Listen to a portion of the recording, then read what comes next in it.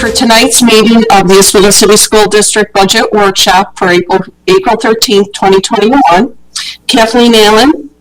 Here. Tom Chapa. Here. Heather Del Conte. Here. Pamela Dowd. Here. Lisa Glidden. Here. James McKenzie. Here. Linda Serino. Here. At this time, I will turn the workshop over to Dr. Calvin. Good evening, board. Great to see you all back tonight. We're here for our budget workshop, and we have a number of items that we'd like to share with you. During the workshop tonight, we'll share first our goals, and then we'll go through what's new, what's happening across the state, and then we'll go over the budget itself, and then some of the requested items that we had received before. We'll walk through that. And then there was some questions from at least one of our board members tonight that we'll share as well with the board. And then we'll answer any questions and see what your thoughts are. All right, so with that said, I think we'll just go ahead and get started. Matt, can you go ahead to the next slide? So I think just as we've been going throughout the year, we'd like to start by sharing again what our goals have been. First of all, we want to make sure that we have a budget that's fiscally sound, not excessive to our taxpayers, that's flexible, provides for flexibility within budget codes, foolproof, meaning that it provides for emergencies should they occur, and that we need a budget that flows. So it has enough cash flow available should the state aid be withheld if anything were to go wrong at state aid, or state ed, excuse me. Go ahead, Matt. So what's new? So a couple things have happened. Shortly before midnight on Wednesday of this past week, the Assembly passed its final budget bills, officially completing the legislative work on the 21-22 state budget. The final budget includes record levels of state aid and some other notable successes. Highlights include 3.01 billion state aid increase, 1.4 billion foundation aid increase, with a plan to fully fund the formula over 3 years, which is great news because districts have not had that full formula funding for a number of years now. And then the allocation of more than 12 billion in federal stimulus funds for school districts. Go ahead, Matt. So more than 100 million in new funding for additional pre-kindergarten seats also has come in, for districts across the state. And then there was a rejection of the executive proposal to consolidate and eliminate expense-based aids, which is actually a good thing because there were real concerns around that. The expansion of the cost eligible for transportation aid during the spring 2020 shutdown has also come in with respect to the budget. Matt, go ahead. And then, in a nutshell, schools have seen a large increase in state aid. We have been told very clearly that this, probably will not ever happen again like this in terms of the amount of aid. But, it's a good thing, right? Schools are, certainly getting aid, especially with all the things that have been going on over the last year. So a nice increase this year, but again, one that we should know probably won't see like this again in the near future. Okay, go ahead, Matt. In terms of the CARES Act, so the Coronavirus Response and Relief Supplemental Appropriation, the Act America Rescue Plan of 2021, federal dollars have come into our district and across the state. These federal dollars may be spread out, we know now, over 3 years. So, most districts are being advised to really not try to use them all up at once, but try to spread them out wherever you possibly can. The district, really also has been told, all districts have been told that we should not supplant, move expenditures from the general fund to the federal funds with respect to that amount of money as well. I would say when we look at these funds, the devils are kind of in the details, basically. So we're still waiting for all the guidelines on how to use these federal funds, but we do know that there's an allocated amount that we'll be receiving from the federal funds. So, just to be clear, we've heard a couple of different numbers from the federal government. Chuck Schumer actually put numbers out in the newspaper and told folks that you're going to get so much. We were told that we're going to get like 9.6 million. We didn't get that amount. It was less than that. It was just over 8 million, if I remember correctly. again, the funds we have funds to help get kids caught back up, to move us through all the challenges we faced through the pandemic.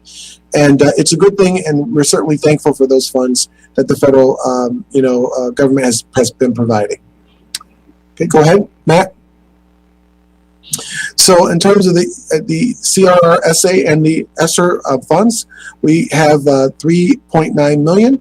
The American Rescue Plan is about 8.9 million, which gives us a total of about 12,966 additional federal dollars. We also, just to be clear, we need to make sure that the federal money that we are slated to get is used to provide support to students also now. This revenue stream we know is not sustainable for the future, but this is what we're looking at in terms of federal additional dollars.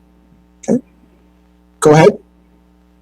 So possible uses of the additional federal funds that we know there's a number of things that have been outlined in some of the guidance that we received. So we know summer programming, K through 12 is one area that these funds can be used for. Additional mental health services for kids, after school tutorial program, extended day programs, academic intervention services. So right now we don't have full-scale formal guidance on how these funds can be used, but we have received at least some indication that we can use it for in these ways, really for kids. So go ahead, Matt.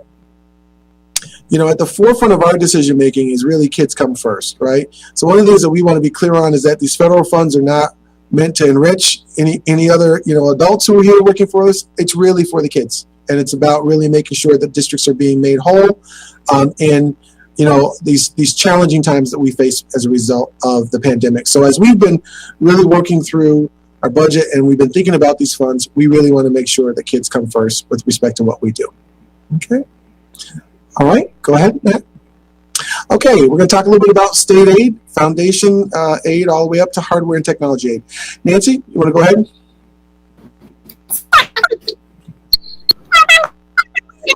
Okay, so hang on, Nancy. You sound like the chipmunk right now. So why don't we have you log off and log right back on for just a moment? Good. He's going to go off and come on. The joys of technology, right? Sometimes it goes well, sometimes it doesn't. See, we'll give her a second there. Come on.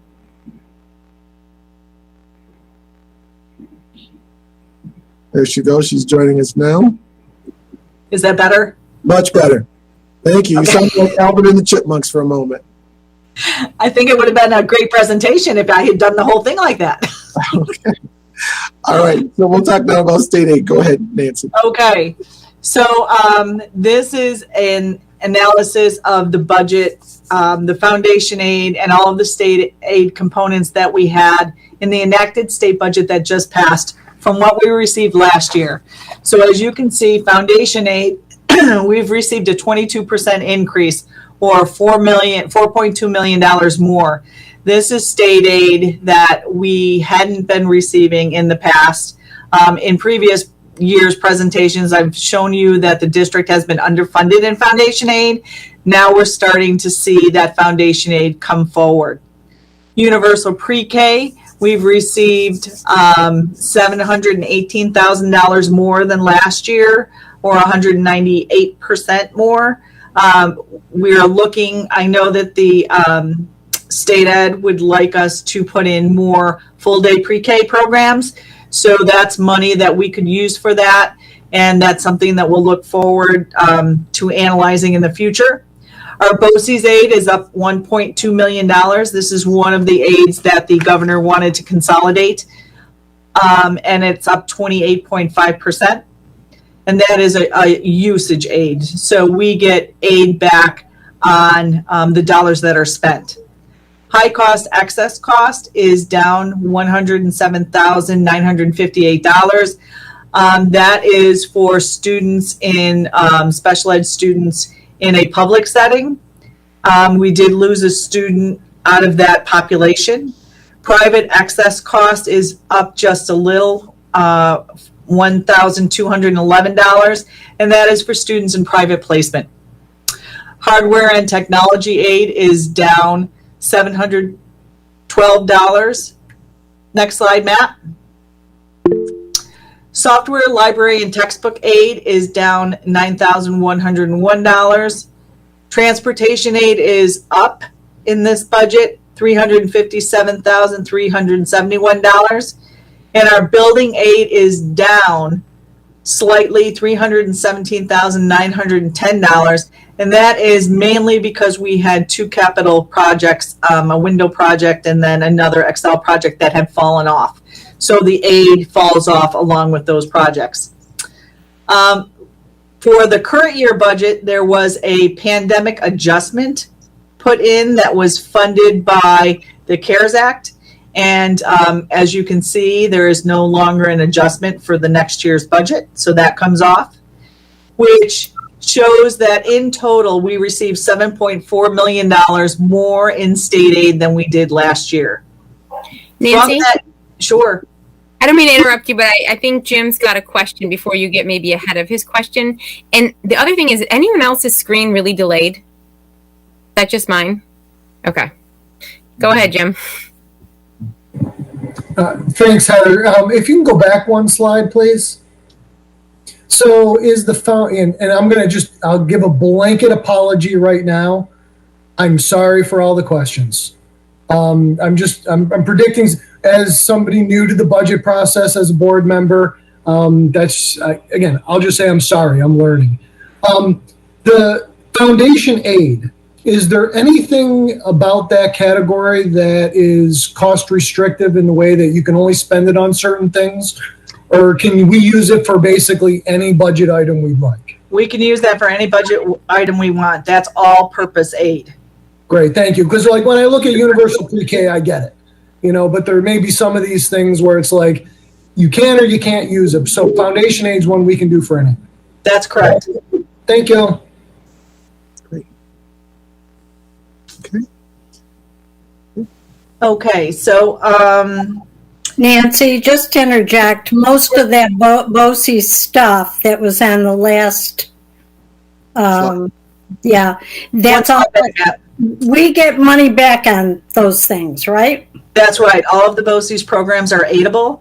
Salaries in BOCES, if there is a salary involved on their end, it's only aidable up to $30,000.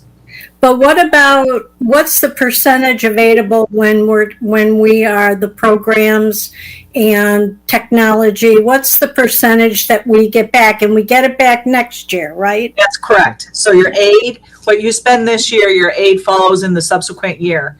So our BOCES aid is around 87%. Okay.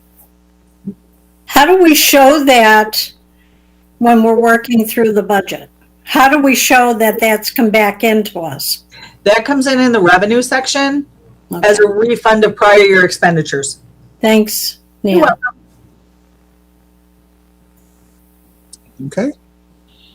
Okay. Go ahead, Matt.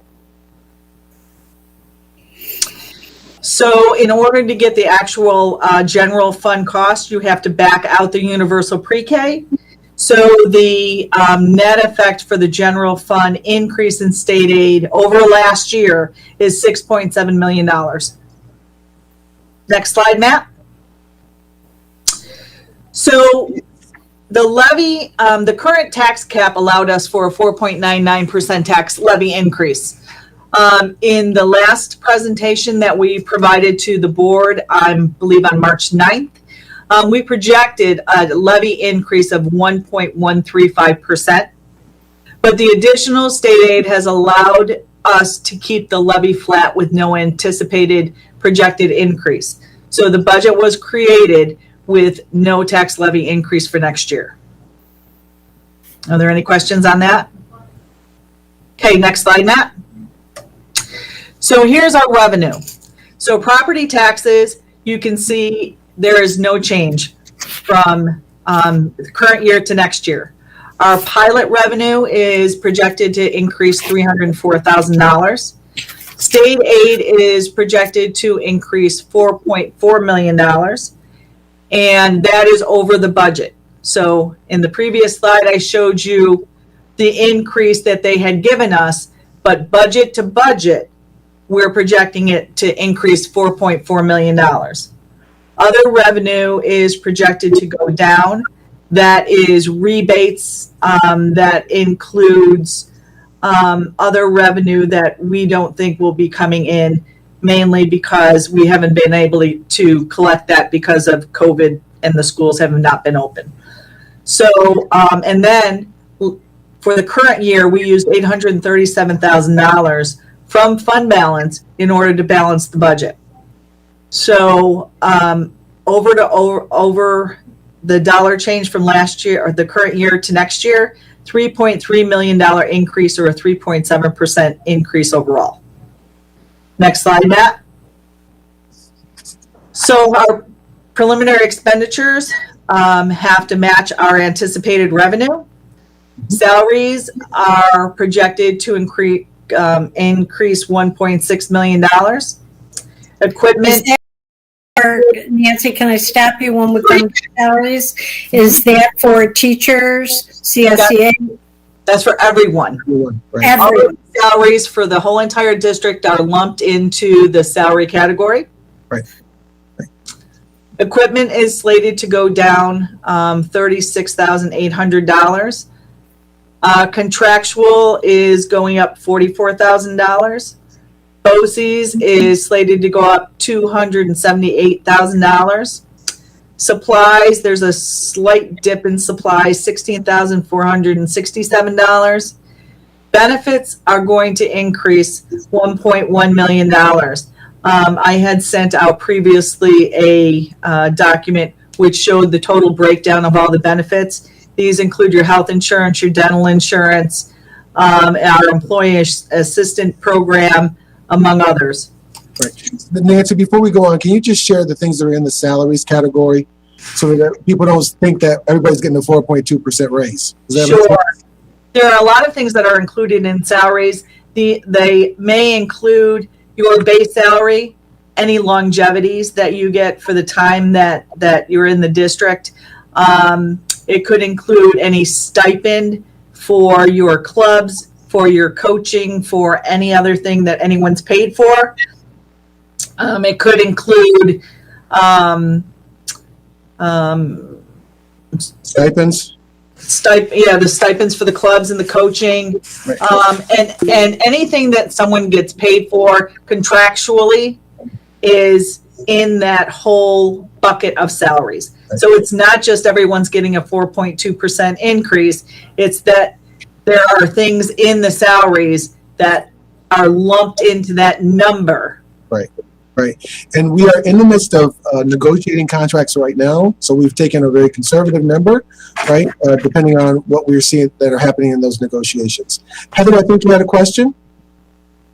Yeah, I'm just trying to get my head around the stipends and such being included in. So we don't have that as a separate line item, like under athletics and clubs, like those costs. They are. So what I'm showing you, Heather, is just a summary of all of the expenditures. If you look at the line item budget, those salary items that were budgeted are under those specific function codes. Yes. So under the salary code, you would have all of the different areas that you get stipends, or you get your salaries, or you get your whatever it is. It's all, so there's categories in the budget. And so salaries is where that all would fall under. So what you're getting is the full scale amount in that area. Okay, wouldn't you have to know who is getting those positions in order to know exactly how much they have increased or decreased, for that matter? Because if you get someone new, obviously down. Yes. So you certainly won't.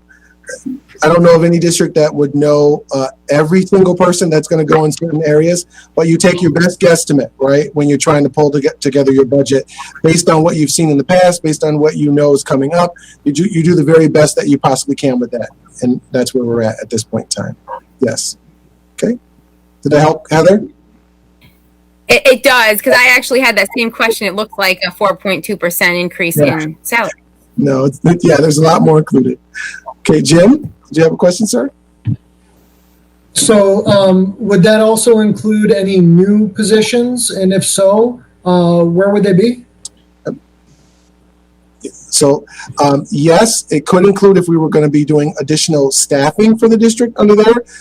Now there's another area that we'll put, so we have, for example, some federal funds that we plan to do some additional things out of, and we could take some things from, does that make sense to everyone? Nancy, you want to talk a little bit more about that? Sure. So I think, Jim, you're asking, in that number, does it include any new positions? So there are some new positions that were budgeted this year. We needed 2 TAs for special programs for students that needed them. And we also have a position for an electrician in the budget. So those are the only new positions that were added in the salary category. Good question. That was exactly my question. Thank you. You're welcome. Okay. Any other thing on this slide at all? Nancy, are you all set, or? Okay, everybody good? Anybody have any other questions? Okay, go ahead. Okay, so in this slide, you can see that we have a balanced budget at $91,841,799. Our revenue is matching our expenditures, and we have closed the gap. Next slide, Matt. Before you go, I think Kathleen had a question. Yeah. I do. About the electrician, what exactly would they be doing that we could justify a permanent position as that? Right. So we have 7 school buildings and several other buildings, and we need someone to work on all the electrical things that need to be done. We've had an electrician in the past. However, that person did retire. So we wanted to try it this year to see what it would look like if we were able to, get some resources external, get some help and support. I would say to you that it's a lot to do external. It costs the district a little bit more than what we'd like to see happening. We think that it would be better to have your own internal person to get the job done. And every day in our buildings, we have things that need to be done in terms of, electrical work. There's wiring, there's lights that need to be fixed. There's electrical issues that need to be taken care of. So, a district of this size to not have an electrician, and some of the ages of our buildings, our feeling is that we really should try to get our electrician to get an electrician, and that it would be a much at a better rate than paying as we go for the taxpayers. One thing can cost just thousands upon thousands of dollars given the age of our schools. Right, I understand that. I guess do you have any, so when did the electrician retire, and what was their salary when they left? And I guess if they left a couple years ago, then how much did we spend the last few years on electrical work so that we can compare what we actually, had to contract out versus a permanent position? Because a permanent position, you add all that other stuff into their, benefits and everything, and Sure. That adds up. I understand we have 7 buildings, but we just we've had big capital improvement projects over the last few years too. So I want to make sure that we're justifying it correctly. Sure. Nancy, did you want to say anything on that? Sure. So, Kathleen, that's a great question. 2-3 years ago, we had people retire from Dave's department, and the people that had been working for him had been here for a number of years. They got to know the buildings. They got to know how to PM any of the equipment that's in the buildings that's doing their maintenance checks and things like that.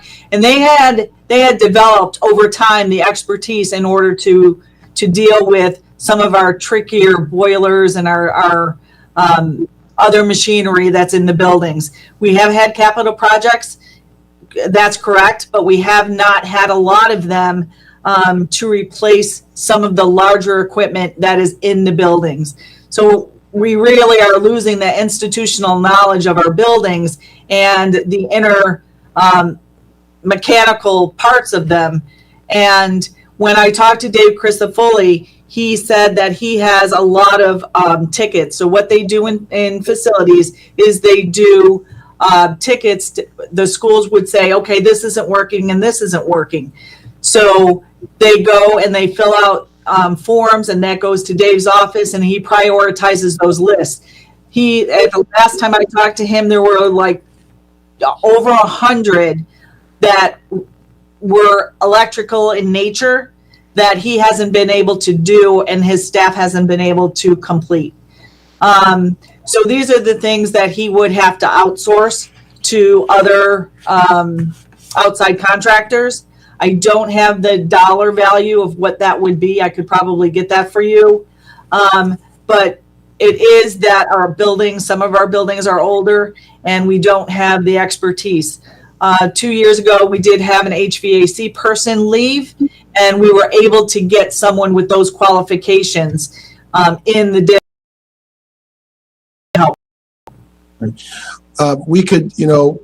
We could certainly give Dave a call right now and get an estimate or an approximation of what those bills are looking like. But the last time I talked with him, I know they were up to almost hundreds of thousands of dollars, if I remember correctly. And I'll check that to double check it. But the costs are expensive because there's a lot of electrical work that needs to be done. Typically a district of our size would have its own carpenter. It's folks who are its own plumber, right? The person from the team who's missing right now is the electrician. And I do think you need one. But we can check that while we're talking right now. I'll have one of us reach out to him and see if we can get an answer from him by phone. Would that help? Thank you. Yeah. Great. All right. So we got Pam and Tom who are on. And let me see if I can get him on the phone. Go ahead, Pam. Thank you. I actually can understand the value of the electrician. That's facilities, so that would be a CSEA position, and so the qualifications would be determined by CSEA and their training and all, correct, Nancy? Yes, and the position's already in their contract, so we wouldn't have to adjust that. It just is not filled. Great. Yeah, it was there, never been filled after it was emptied. Thank you. You're welcome. I think Tom has a question. Yeah, I was just going to reinforce that because I had discussed this with Dave a number of times, and it was on his wish list.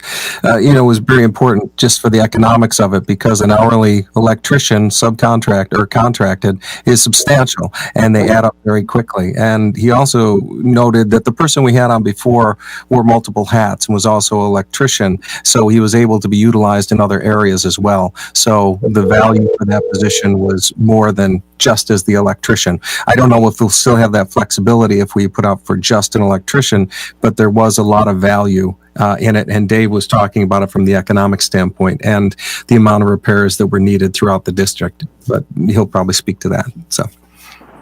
Well, see, and I guess that's part of my point is if you've got somebody that you can hire that can wear multiple hats and is qualified to do that, then, as far as what's important to the taxpayer, if we're going to get more bang for the buck that way, then I would rather see us do something that way instead. I personally think that our staff is, in terms of the things that they're doing, I think that they're already kind of loaded or taxed with the work that they're focused on right now. And so it's to the point where we can't cover with the people that we have now. That's why we're calling in other people to help us and assist us. We had a guy who was with us the last time who, he was kind of a jack of a number of trades, and he could handle a lot of the electrical work, but do some other things as well. That was a real plus, I believe, for the district, prior to me getting here. But it's very clear at this time that you need somebody. You really do. We are checking with Dave right now, just so the board knows. We're trying to see if we can get him to come on and share some information on this. And Heidi is looking for the salary information around the question that Kathleen has asked. Jim, did you have a question? I have comments. I think I just have two comments. I'm just like to say that I like the idea of an electrician as well. And I'd actually look at our new facilities as being something that might demand a little more knowledge. When we look at having a professionally certified, trained electrician, is different than a jack of all trades. And we've really already increased a lot of our technology, which isn't necessarily just electricity, but there are nuances to how all of our new technologies and facilities are going to be, and we're just going to keep doing that. So it seems to me as having an electrician who really knows our new systems and is a professional electrician, it does make sense to me. But I will say, as part of this whole salaries, because we had mentioned there are benefits aspects, and on the last slide, benefits was another line item, right? So when we think about salary, the benefits for this person theoretically is calculated in the benefits section, while the salary is in the salary section. And, just a quick back of the envelope type thing, if we're looking to add 2 TAs and 1 electrician, if I'm going to look at maybe $120,000 to $140,000 between the two of them, or the 3 positions, I'm not exactly sure what TAs get paid, but I'm looking, just as an estimation. It's a small part of the 1.662 million that is increased over last year. Taking that 2.2% on the last slide and bringing it down to maybe 395 or low 39 something. So I guess my comment is, if we're going to talk about salaries and stipends and all of these other things, that's a pretty high percentage. And I do appreciate Mathis saying that that's a conservative estimate based on where we're going. But that the number still seems kind of high. If we had created some more positions, maybe I think, but it still seems, I'll leave it at that. So the base salary for an electrician for the current year in the CSEA contract is $52,806. Right. And then on top of that, you'll add, benefits if the person takes health insurance or whatever else have you. So it's around just over 70,000 once you get everything included. But that compared to, $100,000 plus to repair, electrical work in the district, it's much more cost effective to have your own person who can do it. I'm not disputing that. I completely agree with that. I'm just saying, and actually I didn't have 52 in my mind. I put 60. But the benefit aspect to bring it to 70 is another line item that was on the previous slide. That would be because the benefit line item goes up 4.8% and the salary lineup goes up 4.2%. So I'm just saying that 4.2% is only 4 positions. And I would think that at 4.2% in 1.66 million, it would have been more than 4 positions, including 2 TAs. That's my only comment. I understand. Jim, my response was really not towards you. What I was sharing was, I think Kathleen was asking, what's the cost for the electrician? So I was just trying to share, it's the 50,000 that was just talked about, plus the benefits, which again is far less than what you would pay for calling your electrician, especially if you have things that sometimes happen on the weekends, they happen at night, you got to call somebody in and you get extra costs, and it really racks up for the district. Linda, you had a question? Well, I had a thought. Would it be possible when you went out to look for an electrician, like we do for our security, our SRO officer, that we look for a retired electrician that wouldn't want benefits? My feeling is I really think you should have a person who's current in the work, right? I think retirees are great. I don't have any problem against a retiree. But I think we really need, as a district, our own person here on staff who can handle the electrical issues and other things as well, too, right? From time to time, they're needed to pitch in and help with other projects that go on. They work as a team, right? But definitely when we have electrical issues, my feeling is if we're going to do it, we would do our own full-time person. When Dave, comes, if I can get a hold of him, we're trying to get him, by the way, board. He's not answering that phone call. But if we can get him, certainly we'll get a hold of him and bring him in on this conversation. Okay. Heather, did you have a question? Yeah, I just think, I think what is being reacted to, at least I'm thinking in terms of Kathleen is, just being really hesitant to take on another position that then has benefits on into eternity, especially when you consider the 4.2% increase in salaries and the 4.8% increase in benefits. So I think we're just kind of feeling cautious about that. So definitely understand the justification. I think Jim really had it, and Jim, I don't want to speak for you, but I think I'm struggling with the same thing he is, and just maybe the breakdown of that 4.2%. So I know you probably can't do that right here, right now, but maybe we could get that kind of listed out, because it really is hard to kind of get my head around that as well. Okay, we can, can we come back to that and kind of continue to move through, and then we can come back to that whole piece there. I think if I remember correctly, we sent out some stuff on salaries for the board prior to this, so I can see if we can go back to see if we can find that information. Nancy, any other thoughts on that? Do you have any of that information available right now, or do you want to? No, I'd prefer not to answer something off the cuff unless I have prepared something. Okay. All right. So can we come back to that? Is that all right, Heather? We can look through it. While Nancy's going on, we'll continue to look here through some of the things we have here. Okay. All right. Linda's hand is up. I'm sorry, Linda, go ahead. And now it's down. Okay. Okay. All right. So go ahead with the preliminary revenue and expenditure piece there. So the three-part component budget, the administrative budget is proposed to go up $220,998, or a 2.6% increase. Capital budget is proposed to go up $197,768, or a 1.6% increase.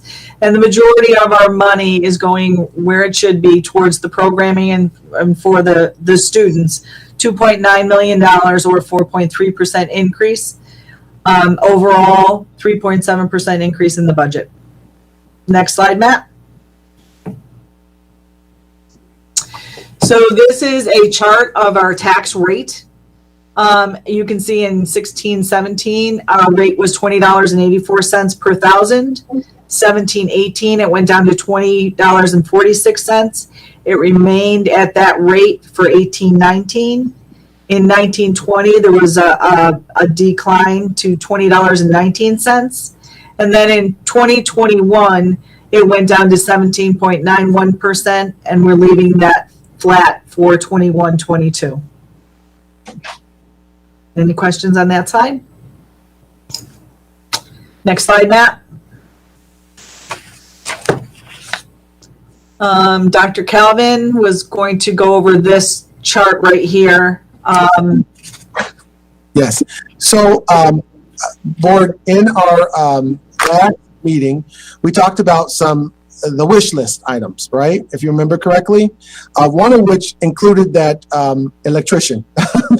So we kind of went through the wish list items, and we have some things that we, certainly some of these items we think that we can do, and we've put some of them in the budget, and some of them would have to go through federal funds, through the stimulus funds, right? We think certainly there are some things that are there. So the assistant principal, dean of students, that piece, as I shared in the last meeting, we do have a grant that will be able to cover that for sure for the middle school, and that's funds, the ESSA support funds that help us with that.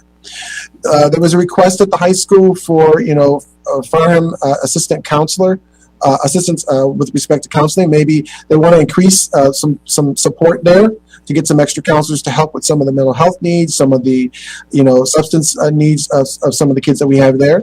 We think that we certainly can do that. We place it on hold, but we can do that out of some of our funds for the recovery, for the new federal funds that just came in. Go ahead, Matt. What about the middle school? The middle school, as I just shared, they wanted the assistant principal. No, I mean, it said they need an intensive counselor. Right. So these funds will be there for the next 3 years. And what we're doing is we're looking at caseload and who's coming up and what are the needs right now that we know of. And based on what we see, and what we know as of right now, we've put some things out to say yes, and then there's some other things we just placed on hold. So those funds will be there, and we can come back to the board at any time and say, hey, listen, we have these funds, we think we have the need, and we'd like to see if we can bring this back. Does that make sense, Linda? Did that answer your question?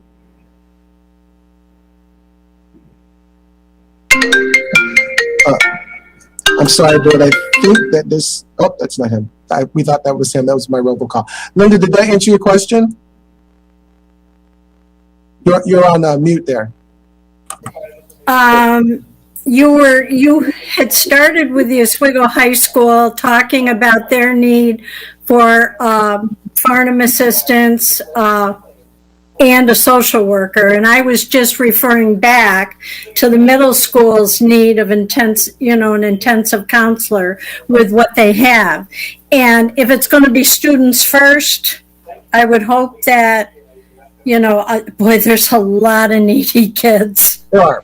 So, yes. With so many problems and needs within the home and the families that I would hope we would be looking at middle school and high school.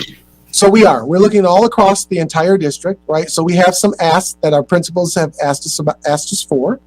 And as we kind of move through the year and as we come back at the beginning of the year, we'd like to see what those needs are. Some things we know, okay, when you look at the needs right now, yes, some things are needed right now, right? And then there are some things that we can evaluate as they walk in the doors, right? So we will have these funds available for up to 3 years that we can access at any time, right? And so if we feel like as we come back, as we look through all the needs for the fall for the middle school, we see that yes, there is definitely a need right away for an intensive counselor, then we can go back and we'll be back in front of the board to talk that through for sure. So there was a request for a social worker at the high school, right? And you'll see as we go through the list as we did last week, there's a lot of things that people have requested. But we do feel that we need to be very careful and evaluate them one at a time, right? And we have to look at where we're at now and then what do we see in the future, and take it one step at a time. So we have close to $1 million worth of requests for extra things, right? And everyone would like more counselors or more support in a variety of ways. So we want to take it one step at a time. I think right now, for sure, we could add in, I'd have no problem recommending the assistant principal piece for the middle school. At the high school, the Farnham assistant counselor piece, we certainly can see the need there. And that doesn't mean that we can't go back and add more, but I just wanted to share where we're at right now in terms of things. Does that help everybody a little bit there? Okay. Jim, did you have a question before we go on to the next slide there? Well, I did, but you may have just answered it. The assistant principal, the dean of students in the middle school, that is not currently part of the budget? No, that comes out of a grant. That's right. No, that's what I thought. But just because it says accepted and hold, it doesn't say either one, and it said it may, likely be there. So I just wanted to ask and clarify whether it was in our budget or not. We're assuming that ESSA is going to pay for it. Yes. We believe that we'll be able to pay for that out of the ESSA grants, right? So everything are suggestions. Okay, good question. Go ahead there, Matt. All right, so in special education, there are some special ed TAs that we'd like to see in the budget that has been placed in the budget. And then there's 0.4 speech through city BOCES that we've also placed in the budget that we think certainly we could use help and support with when we look at caseloads, right? That city BOCES piece is aidable, so you'll be able to get back, funds on that in the next year. The electrician piece, you can see, that's certainly one that we thought that we could do at this particular time. And actually the costs are under 70,000. They're at 63,367. And that we did try to put in the budget as we kind of move forward as well. Okay. And if there are any of those things that the board just says we don't want them in there, we certainly have the right to do that. You have the right to do that as well. Right. Okay. Go ahead, Matt. Under transportation, so there were some vehicle asks, 8 new buses. We need 10, but we wanted to try to get 8, and that's already, we talked about that in the last meeting around that piece, around the proposition piece. And then auto parts increase, we know that we need about $15,000 worth of auto parts, additional parts there for the next year, and we have placed that in the budget under the transportation section. I'm sorry, Tom, did you have a question, sir? Yeah, I just wanted to know relative to the transportation funds that we were getting in the federal funds, or there was a dedicated amount, I don't know if it was state or federal, that we were getting transportation funds. Will we be able to utilize those to address fleet needs now? Are you talking about transportation aid? Yeah, well, it was transportation aid, but there was, in terms of utilizable funds in one of the previous slides, that was directed towards transportation. It wasn't aid, it was transportation. And so I looked at that and I was going, okay, does that mean we could utilize that money now? Is it part of the 3-year usage? So under state aid, I know that we have a slide that has transportation in it, and that tells you that you're getting aid for the transportation that you've paid out on. I'm not sure what other slide you were talking about there, Tom. Okay, so it was only revenue relative to aid funding that we already have established. Okay, I was confusing that as to a new revenue stream that is already assigned money that we've already utilized. Got it. Right. Okay, thank you. All right. Okay. All right. So there's some other asks here from physical ed. In another indoor track, a K through 12 team leader. They wanted a special ed coordinator with adaptive PE. So all of those things we have put on hold. We want to see where our needs are, how many kids are coming in. We don't know how many are going to be on the track team. So we just kind of said, let's put it on hold for right now. When we started with our budget, we started with a deficit, right? We did get some additional state aid in, and we got definitely some money for COVID-19. What we didn't want to do is start to just go through and supplant and put in a lot of positions that later on down the line, we'd have to figure out if we need them or not, right? We'd hate to start with something big and then end up having to cut it later on down the line. So we were conservative in things that were added. So we've kind of gone through the list of the wish list there. Any thoughts or any other concerns from the board or questions? I do. Okay. I'm seeing team leaders. I always question the need for team leaders, especially in the PE department. I mean, I would think that would be Rhonda's job to lead a department meeting. So I have a concern about that. I have a concern that I see there's a possibility of adding more into athletics. Technology, I'm seeing technology. We're getting a lot of recommendations for new staff members. And I think on this somewhere you had taking a part-time technology staff member to a full-time. And I'm going to advocate because we said our goal was to get this money as close to the children as we can to build in success. So I'm going to continue to champion the needs of the students in our district. And that's where the counselors come in. Firsthand, I know what we have in these buildings and we need more help to help these children address everyday problems they're going through, supporting families. So I would hope, and I won't say it again, but that's where my focus is, not on team leaders and more people in technology and that sort of stuff. I understand. Okay. All right.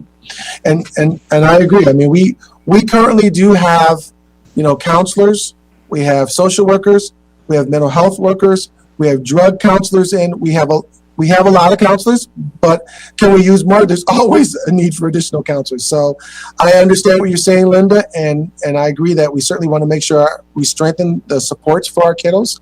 I also think that currently in terms of our structures, some of these things were put on hold because you're correct. For example, with PE, that's why we have a director. That director is supposed to handle a lot of those things that a PE team leader would be able to do. So we've not just said yes, let's add that at this time because of some of those concerns as well. Okay, can you go to the next slide there, Matt? So there were some additional things with physical education that involved some additional coaching positions. And also there was a digital trophy case and a strengthening and conditioning coach, a position that was previously eliminated. We put those on hold at this time, so you see the trophy case. Again, At this point in time, I like the trophy case. It's a nice idea, but it's a wish list item. I'd rather make sure that we secure our kids and the needs that they have as opposed to the trophy case at this point in time. So some of those things we just said we're going to hold off on right now. And we also need to see interest in terms of the athletics for the next year before we start to add additional salaries around coaching. With technology, we did have, a request for a library team leader, a move, from a 25-hour position to a full-time, as you've mentioned, Linda, and also the electric platforms. There's some concern around, can we up some of the platforms that we have? We're looking at software. We haven't fully vetted that at this time. So for that reason, we've placed that on hold and the other two items. So those are the things that we were thinking about from the wish list. I know that you asked to see what the list looked like, and since our stuff has come in, that's what we were thinking. Are there any concerns or any other questions around that at all, Board, before we move on? Linda, you're on mute. I'd like to see the strength and conditioning coach come back in. I know years ago when we had one there, that was used every day. When we had somebody in there to oversee the children's participation.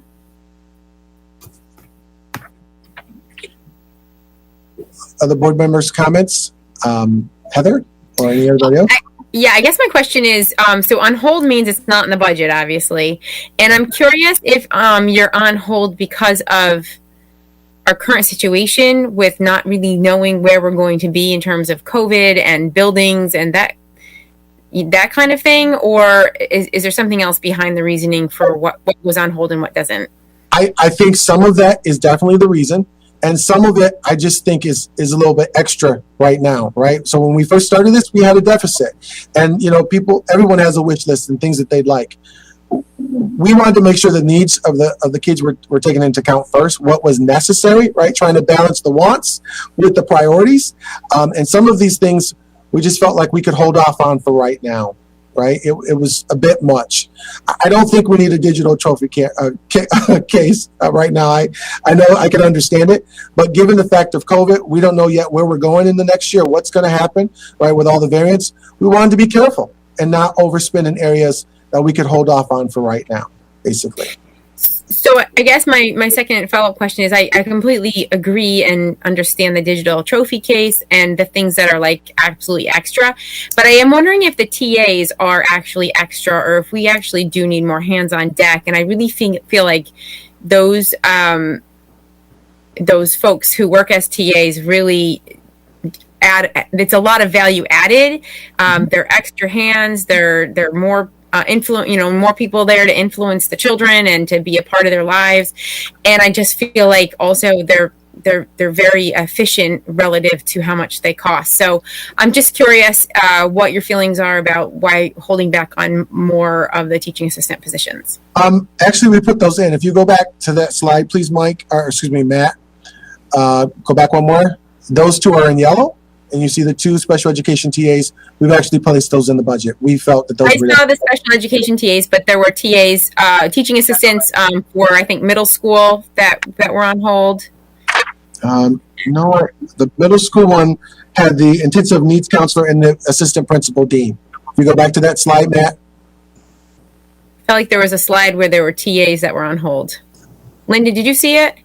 It's on that same slide, 4 TAs. Yeah, it's on that same one. It's right underneath special ed. It says 4 TAs on hold. Why are they on hold? So right, if I may, so right now it's actually a financial issue. So we have our revenue, which matches our expenditures. So anything that the board would like to add, something's got to come out at this point. Or you could use fund balance in order to supplement that. So those are your choices. The 4 TAs, those are general education TAs. Yeah. That Lisa had put under her wish list. The 2 special ed TAs that you see are part of students' IEPs. So that's a must-have. But the other 4 are general education TAs, which doesn't make them less important.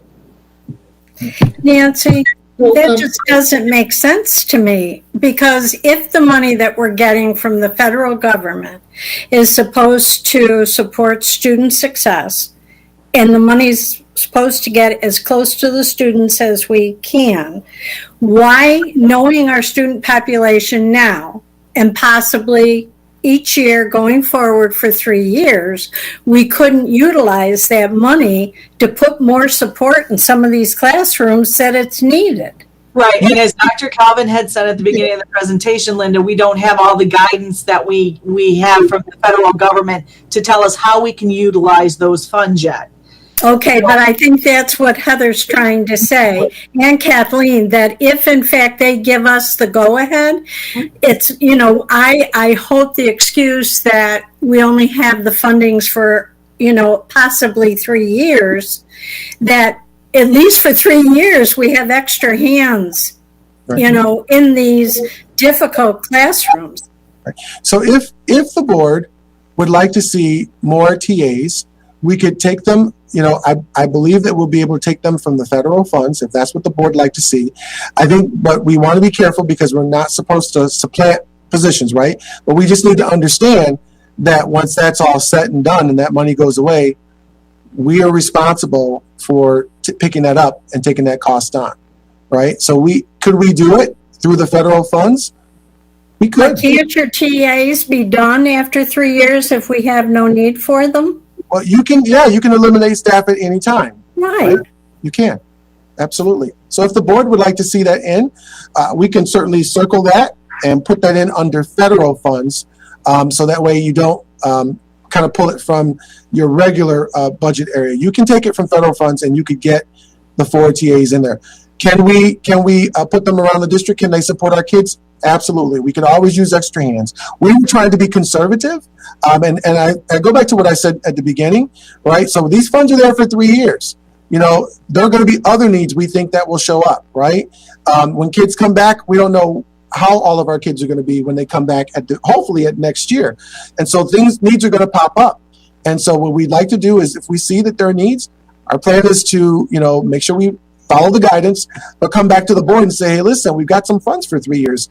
We can do this. It's there to help with catching kids up and with learning and AIS, and that's how we would use those funds. Absolutely, we could do that, right? We're just trying to be conservative up front before we just kind of get going.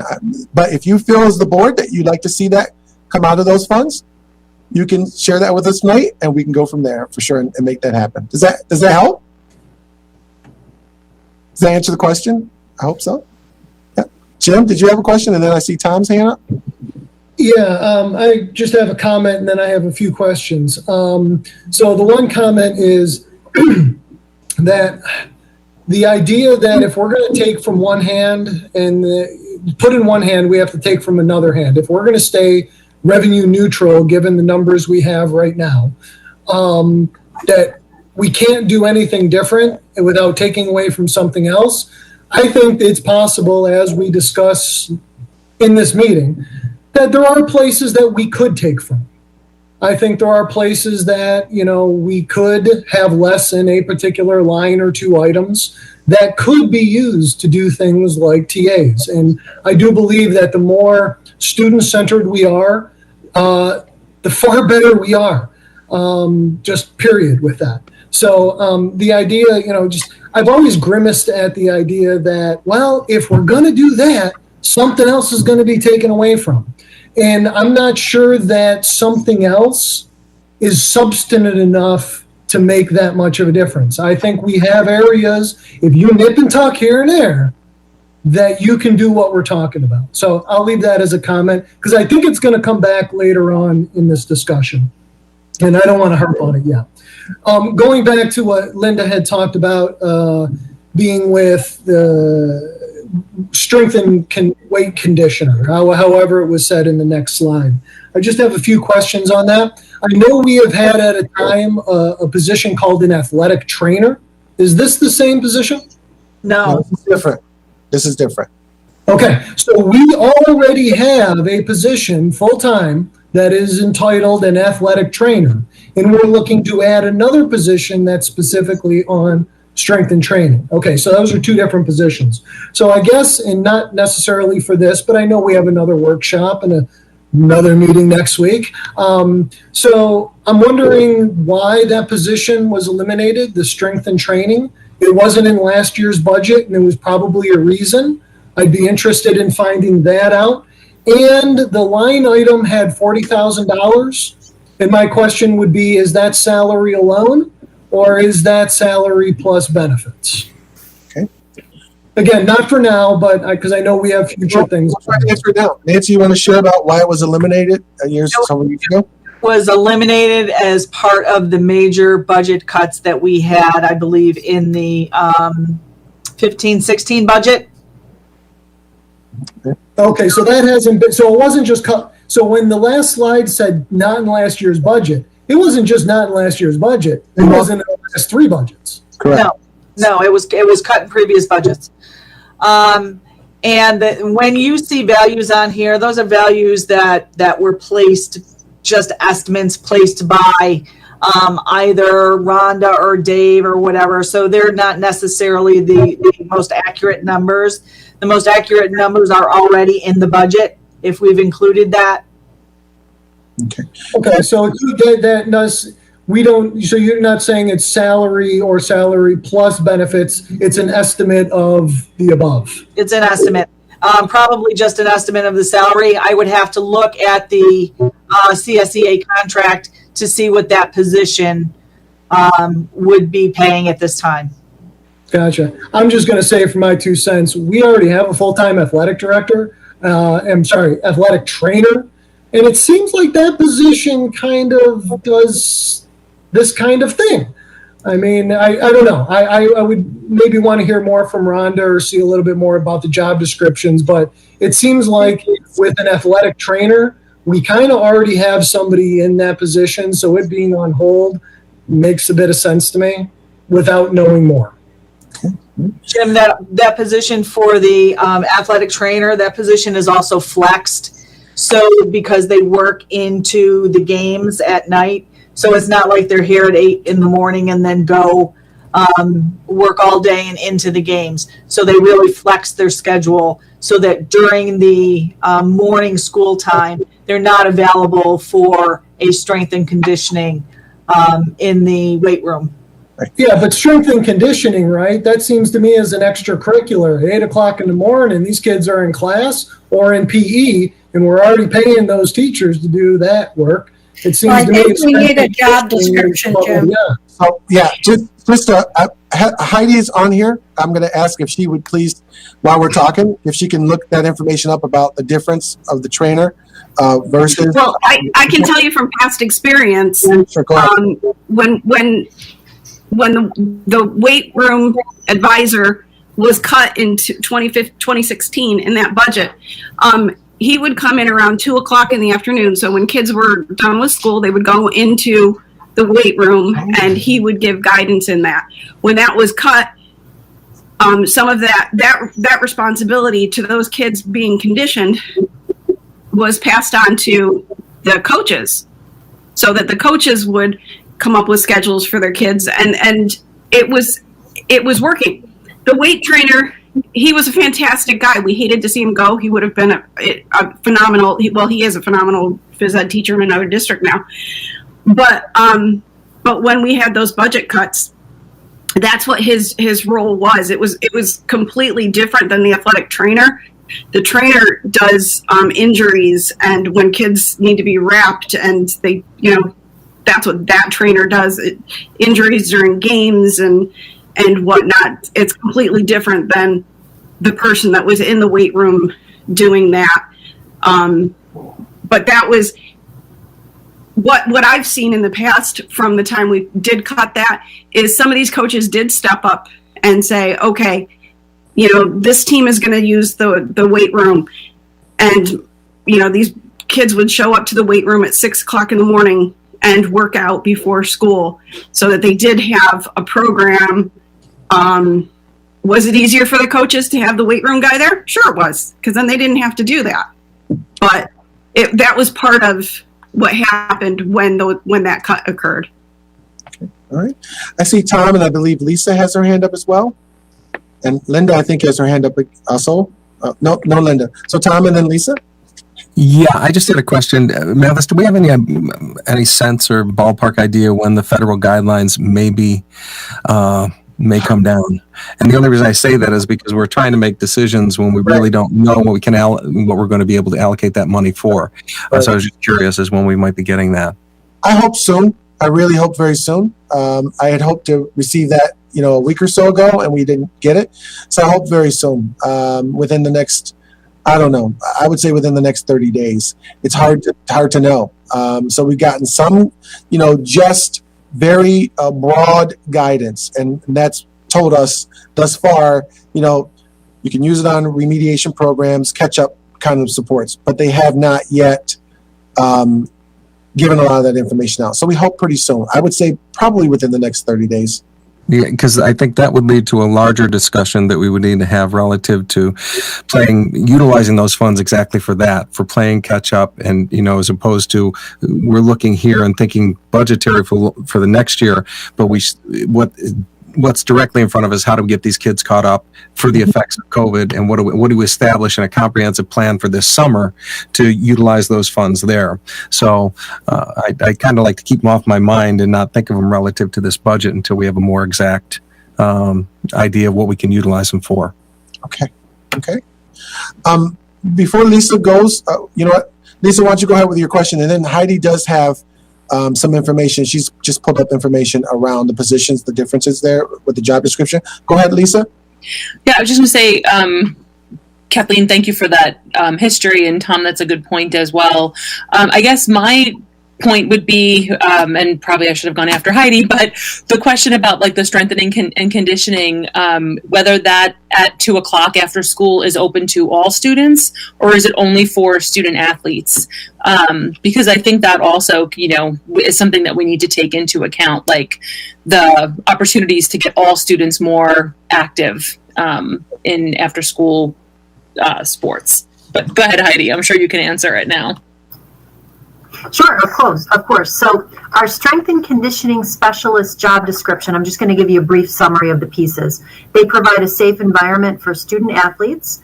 They create and support an atmosphere striving for excellence amongst all participants, regardless of gender or sport. So Lisa, to your question, the gentleman we used to have as our weight room supervisor, which is kind of the colloquial title that he held, it was a part-time position. It was reduced in the 15-16 budget reduction. He was able to secure a full-time PE position. Kathleen, I think, if I'm remembering my history correctly, but we were sad to see him go because he was phenomenal with the kids. But it was open to anyone who wanted to participate. So whether you weren't an athlete or you were in between seasons, you still had that opportunity to be supervised appropriately in the weight room. And the background is a possession of a particular certificate, an NSCA certified strength and conditioning specialist, or a graduate from a regionally accredited New York State high school in a certain field that would be relevant to this. As opposed to our athletic trainer, this person actually focuses more on the athletic injuries. So they're present both after school, throughout the day sometimes, but as Nancy mentioned, they flex their schedule so that they're present at the events and games. They rotate around throughout the afternoon and evening. They triage, provide first aid, referrals to outside medical providers. They maintain all of the various documents and recordings of the injuries, as well as facilitation of the impact testing to student athletes, the concussion procedure. Then there's a whole list of other pieces that they're responsible for.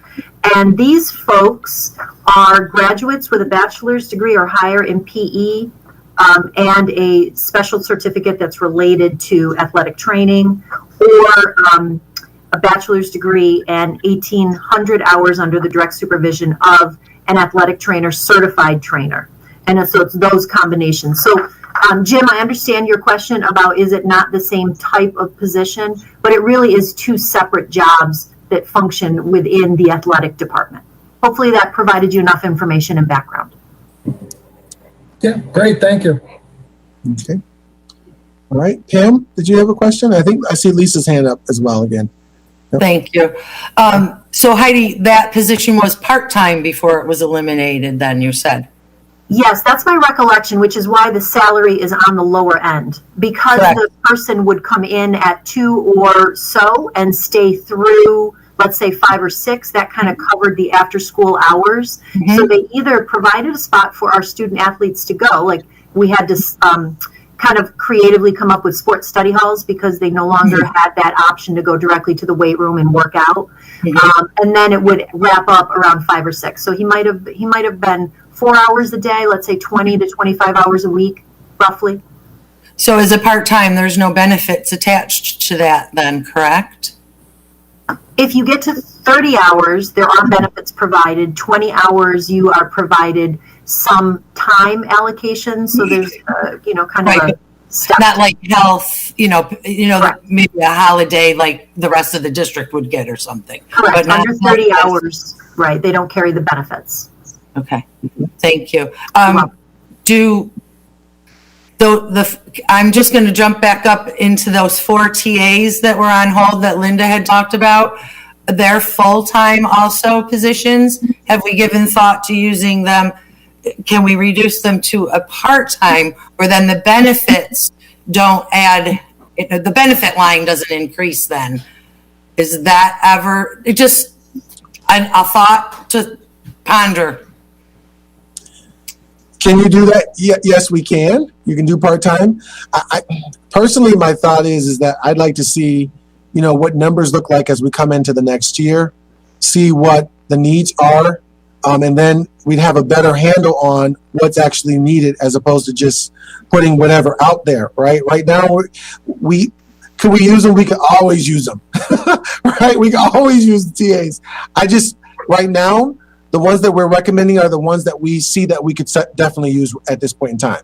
So if the board said, "Hey, I want them full time," we can take 4 TAs and we can work with that. Absolutely, we could.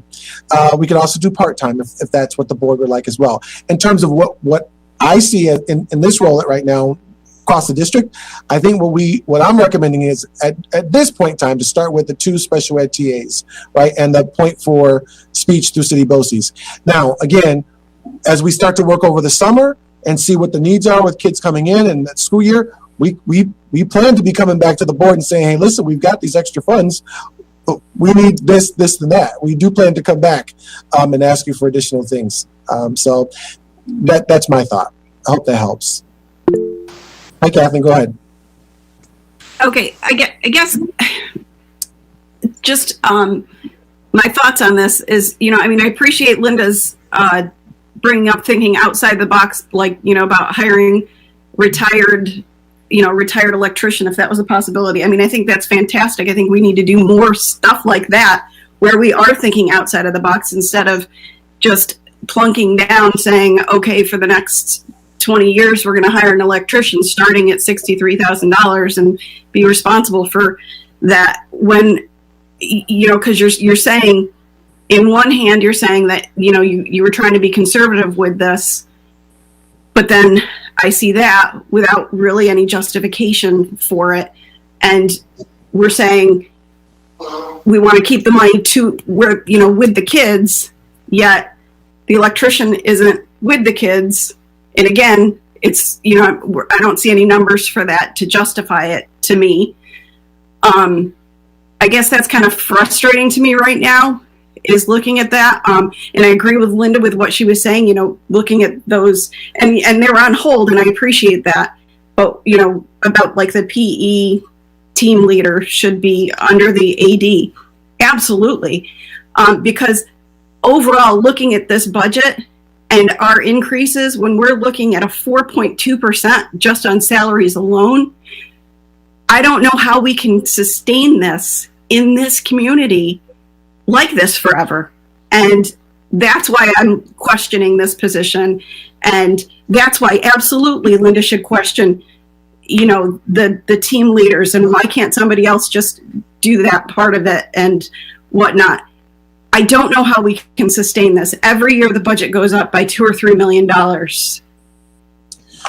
Well, I guess in response, as far as additional numbers in terms of justification for the electrician position, we can bring back to the board numbers as to what it's costing us right now. I can tell you it's costing you way more for contracting out for an electrician than having your own. I can get you the numbers and bring that back at the next presentation. I don't have any problem with doing that. We can certainly share that, and I can assure you that there is a justification for that need. I do think you really need that. As far as right, but think about the way the community sees it, and the community is seeing we're spending all this money on capital projects. This is new construction. Why would we need an electrician if it's new construction? And we've been doing projects through the district all these years. So that's what I'm saying is we have to be very transparent and upfront about whether or not this is really a necessity. Yeah, I agree with you. So the community has always had its electrician. They've had it they had a person who was doing the work. We lost that this past year, and we thought we'd work through this year to see how this would work. Our goal was to check it out and see how it worked, right? It's not working in the way that we wanted it to work, right? We've tried to do outside of the box. We've tried to, pull from other people. We've tried to, use outside services. And that work started before I got here. And having now kind of gone through it and looked at it, it's a challenge. But I think it's worth, for sure, absolutely. We want to make sure that the community sees what are the costs and how do we add it all up and how it makes sense for that justification. So I have no problem bringing that back and sharing that with the board. I have no worries. Now, I also want to say again, we're talking a little bit about two different pots here as we're going through this today. So some of this is built into our regular budget kinds of, our regular budget. Does that make sense? Things are coming from the general fund and whatever else have you. And then we have this other pot of money that's for the kids, right? That's coming, it's coming out of federal funds, right? So some of these things here would come out of federal funds to really support the teaching and learning for kids. But the other piece would not. So the electrician would not be coming out of those federal funds, which is where we're talking about two pots is what I'm trying to share a little bit here. Okay. Does that help a little bit? Okay, other questions at all?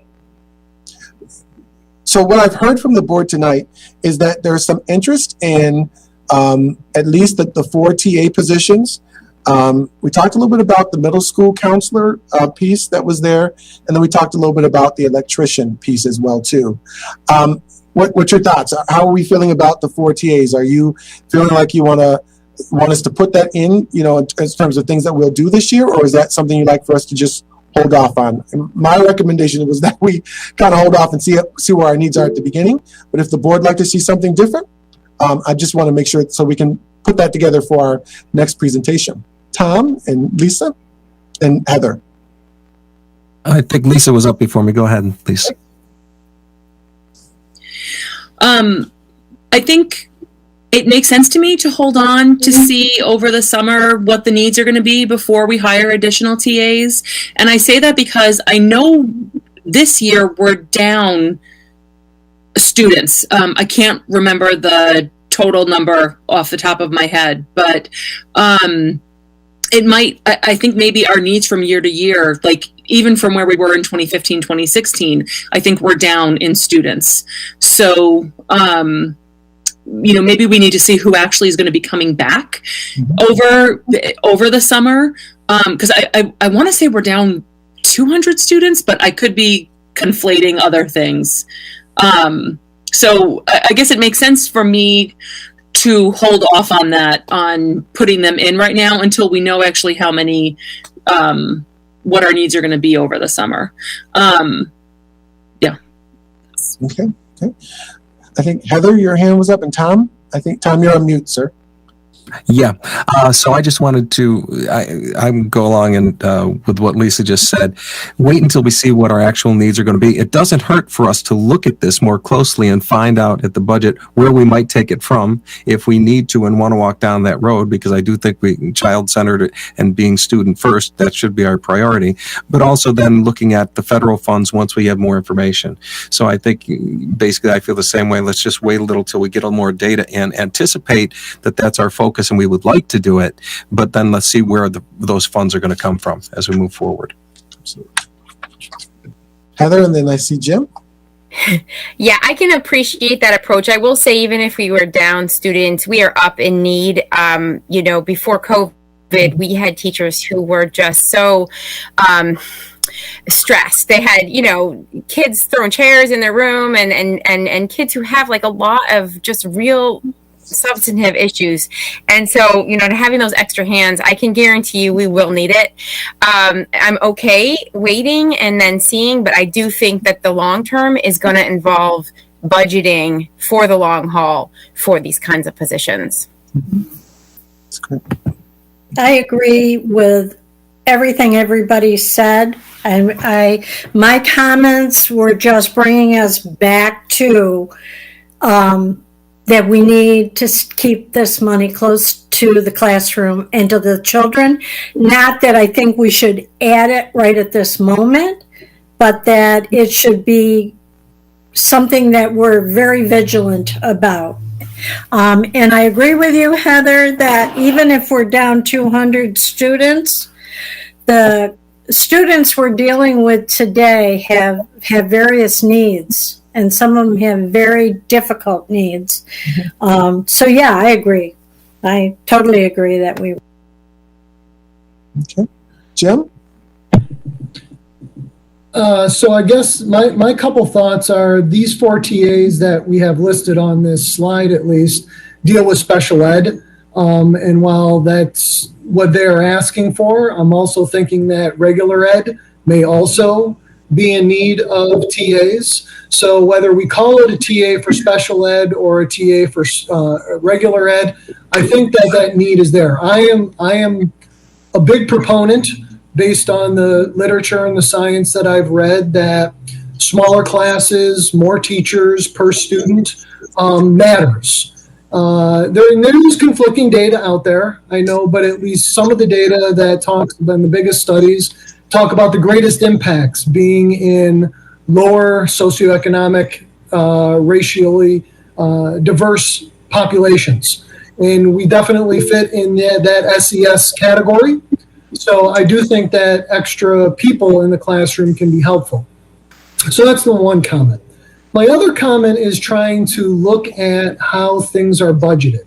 So what I've heard now is that, well, if we keep it out of the budget and we maybe have some flexibility later on, we could, as a board, vote it into the budget as a new line item. We can do a money transfer from one area to another.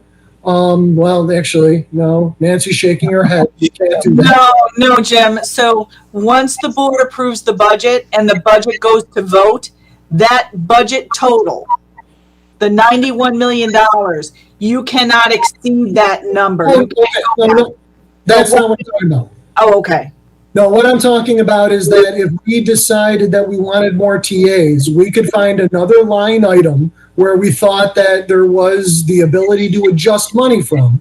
And staying in the overall budget, we can transfer from one line item to another to increase the TAs, right? Within the overall approved budget. Because we've transferred money before, right? Just in my short time here.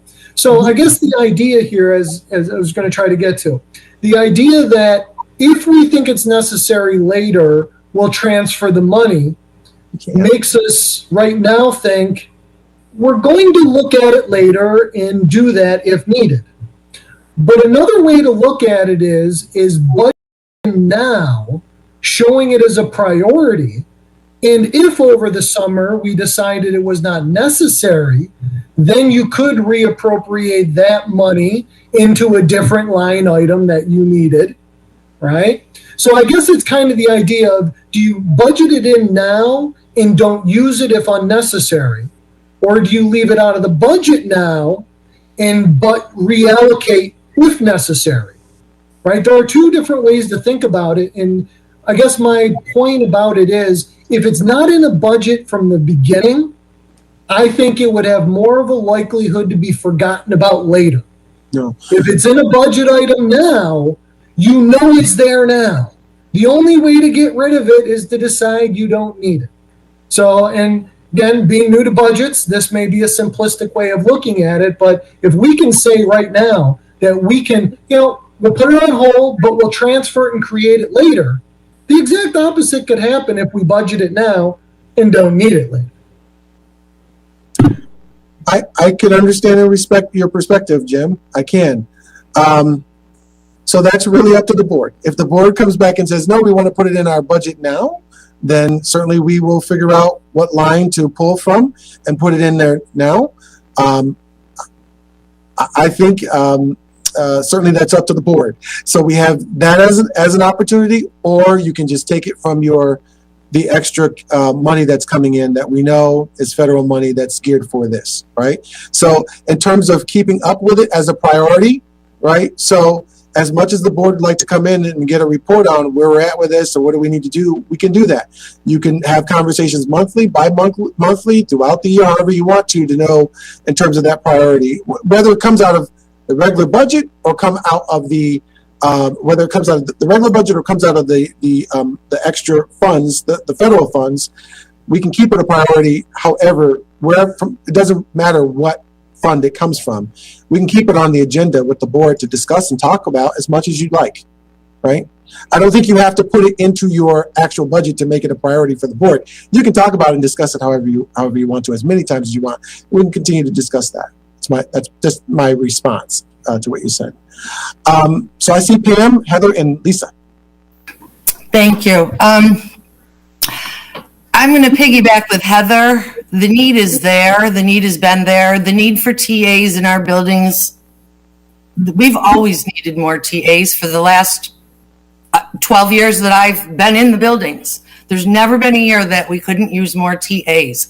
I can see where y'all would like to wait and see numbers, but I can tell you, you don't have to wait for numbers. We need them in there, and we're going to have to think about putting them in long term, not just the 3 years that we have the federal funds. I don't know that they're needed. They're desperately needed. I've been in there. I've seen the need, and it's greater now after pandemic, that the more hands, the more bodies in the classroom, like Jim was saying also. So I would be on board to wait and see about the numbers, but I also do want to side with Heather. We are really going to have to full face front. This is going to have to come right in our face again. We have to think about, if not this year, by next year, we're going to have to put more TAs in our budget and sustain them. Yeah. Okay, Heather?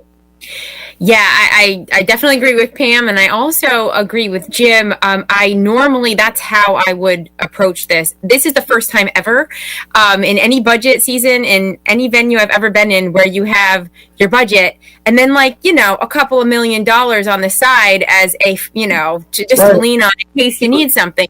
So I'm okay waiting because there's so many unknowns with COVID, but I think what we're expressing here is that we know that extra hands on board are a priority of this board. And so where we may need to draw from those funds, we will have to do the hard work, I think, moving forward as we look into the future of incorporating those things into our actual budget. Yep.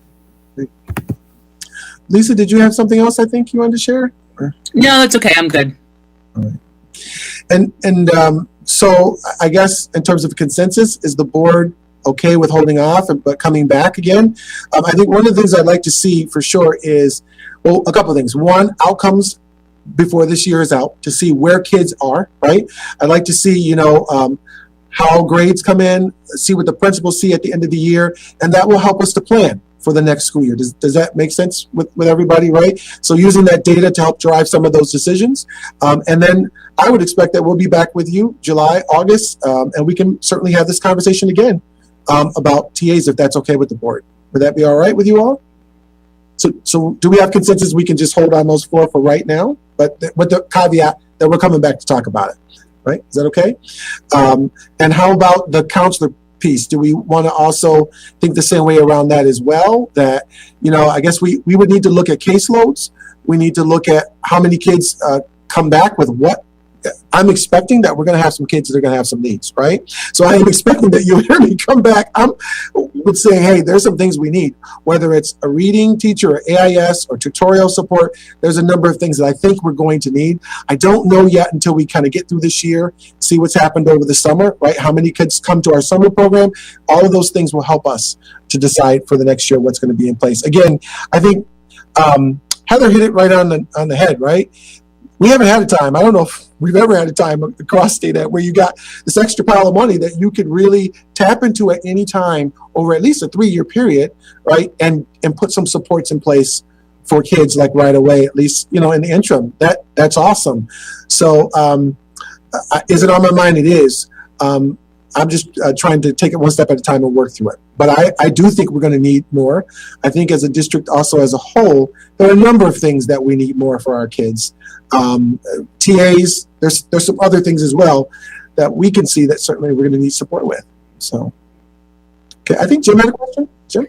Yeah, so I'm just, I believe the consensus is with it. I just feel the need to voice then the minority, where I think this is as plain as day. I think the need is whether we discuss it now or we discuss it in November. I think the absolute need is there. The idea that our grades are going to come in that much better when we look at our grades, not just this year, but for the last 3 to 5 years against state averages, where we sit.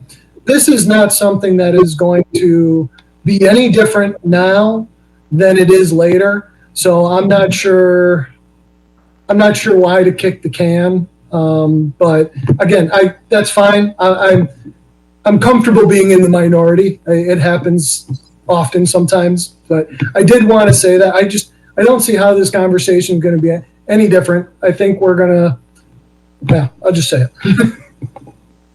Okay. All right. The electrician piece, would the board prefer, I just want to make sure, like I can bring back at the next board meeting, the cost, what's it costing us right now as compared to the salary? And then what are the needs across the district? What do we see the needs are?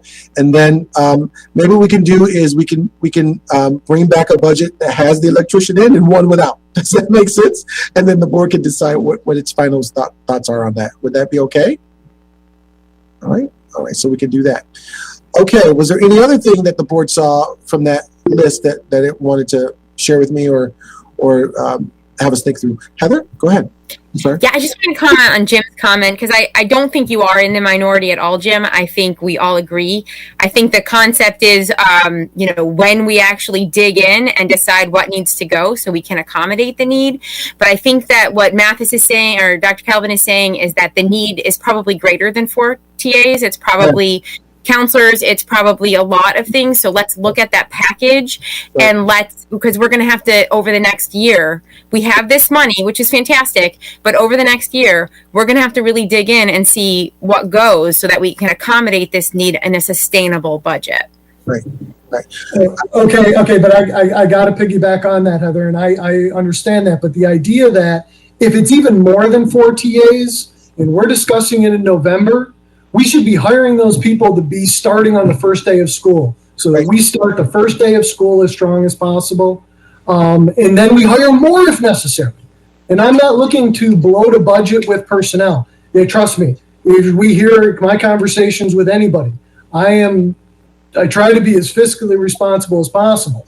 But when it comes down to it, our kids are not performing along state standards the way that I think they could be.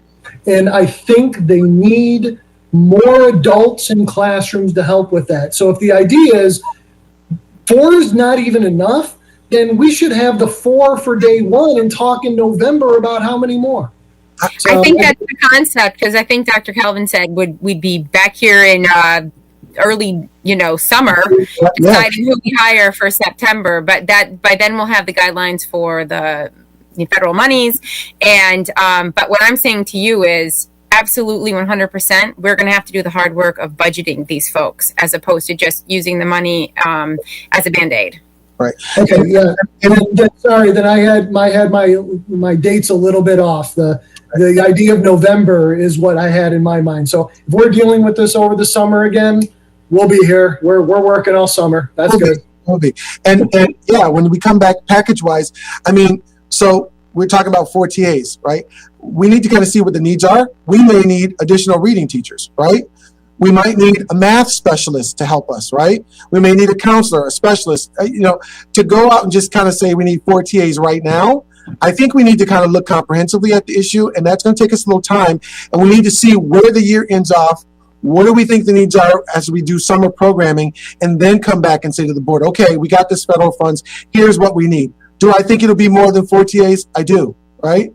I do. But I guess we need to kind of see what is the particular staff that's going to be needed, right? It might be 2 TAs and a reading teacher. And if the reading teacher is that person who can help a kid to read, that's more important. I'd rather do that than 4 TAs, right? It depends on what those needs come in as. Does that make sense? Okay. All right, Tom, you had a question or comment? Yeah, just very quickly, this also may feather right in and dovetail into our strategic planning in the sense that if we have the federal monies, we have them for 3 years. If we're looking at a 3-year and 5-year plan, how do we integrate those funds, shooting for an intersection 3 years out where they are sustainable in the budget, but we're off the federal part of it. So I think that all those elements, we don't have them in our hands yet, but I do think that would play into that particularly well. So we may utilize them and get as much bang for the buck as we can right now, knowing that we can achieve it and sustain it, 3 years down the road. Great. Excellent. Lisa? Thank you, Tom. All right, so this was actually what I was going to ask before. Normally, when taxpayers get, when we stay within the tax cap that we were supposed to stay, taxpayers get a rebate check back in the mail. If we don't even raise taxes, I think we still technically would be staying within that, and we would get a property tax rebate. I think that has to be part of our education about the budget, that even in the years that we do have increases, we often will get some of that back as well. I don't think we got it back last year. I'm going to assume that was COVID related, but normally we get a check from New York State. Right. We're staying under the tax cap. Right. Nancy? I believe that program has ended, but I will follow up on that, Lisa.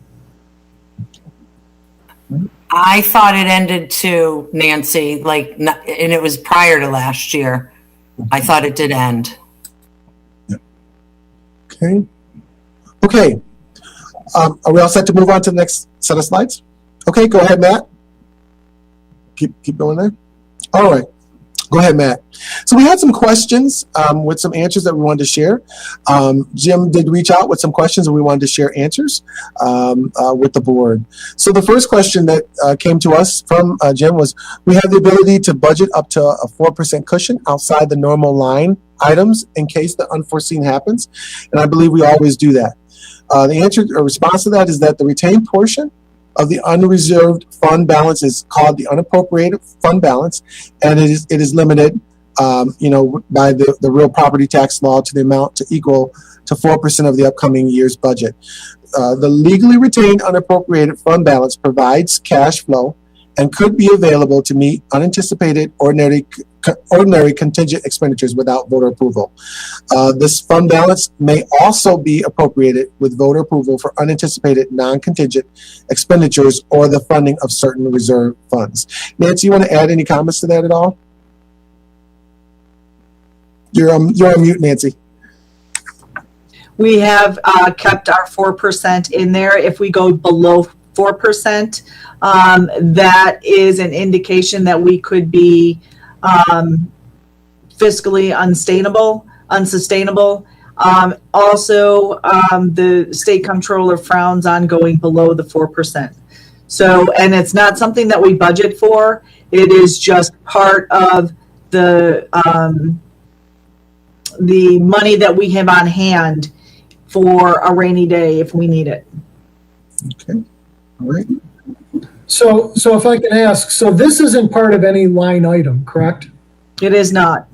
Okay, so when we look at if we add up all the line items in the budget book, this is an additional 4% beyond that. This the unappropriated fund balance is part of your balance sheet, not part of your revenue or expenditures. So, but when we're calculating to our revenues, it's taken into account. No, No. no, no, not unless you appropriate some of it for use to support your revenue.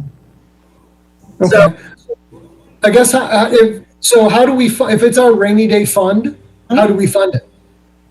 So it has been funded over many years of revenue over expenditures.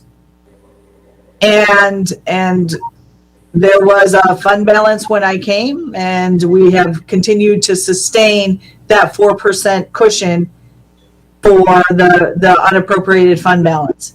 If it goes over 4%, if we have additional money, that additional money is used to fund reserves. Okay. And so we're also saying that the maximum by law we can keep is 4%, but the comptroller doesn't want us to do less than 4%. They frown on that. So to say so the maximum equals the minimum. Yes, but there have been school districts that have used, dipped into their 4%. I believe we did one year, not in the last 5 years, but it may have happened in the 2015 year. That's because we had some high cost claims come in. We were not carrying stop loss insurance at the time, and we exceeded the budget during that year. So I believe we did have to dip into that 4%. But whenever you do that, you have to bring it up in the following year. So your revenue has to be that much more in the following year in order to refund the unappropriated fund balance. Okay, all right. Thank you. Okay, go ahead, Matt, to the next question, please. Okay, so the next question asks, how often in the last 5 years has the district needed to use those funds? And if they were used, how much? The district has not had to use any of those 4% unappropriated fund balance pieces in the last 5 years. Okay. All right, Matt, go ahead. So we're projected to have unused funds at the end of the year beyond the 4%. How many of the last 5 years did we use unused funds beyond the 4% at the end of the fiscal year? I know that depending on the year, unused funds have been reallocated into reserve accounts or into the next fiscal year. But what I'm looking to know is the amount of unused, the unused as part of the normal yearly expenditures. So hang on, my screen's doing something crazy here. We have underspent the budget in each of the last 5 years. In 2020, the revenue was under what was budgeted. However, in 2019, we had a planned reduction in the fund balance and reserves due to the transfer of capital reserves used to offset the local share of the capital project. Nancy, you want to share a little bit about that? Sure. So there are multiple things that the auditors look at. They look at, have we spent what we budgeted? And have we budgeted the revenue, and has that revenue come in? So that's two sources of information that they use to determine if you're going to add to your fund balance or reserves. The planned reduction was $5.9 million in 2019. That was a transfer from the capital reserve over to the general fund. We knew that was a one-time use. And that was used to offset the local share of the capital project. So I guess the answer to your question, Jim, is we have had unused funds that have been either used to fund reserves or used to appropriate or to offset costs for the next year's budget. Okay. All right. Okay, go ahead, Matt.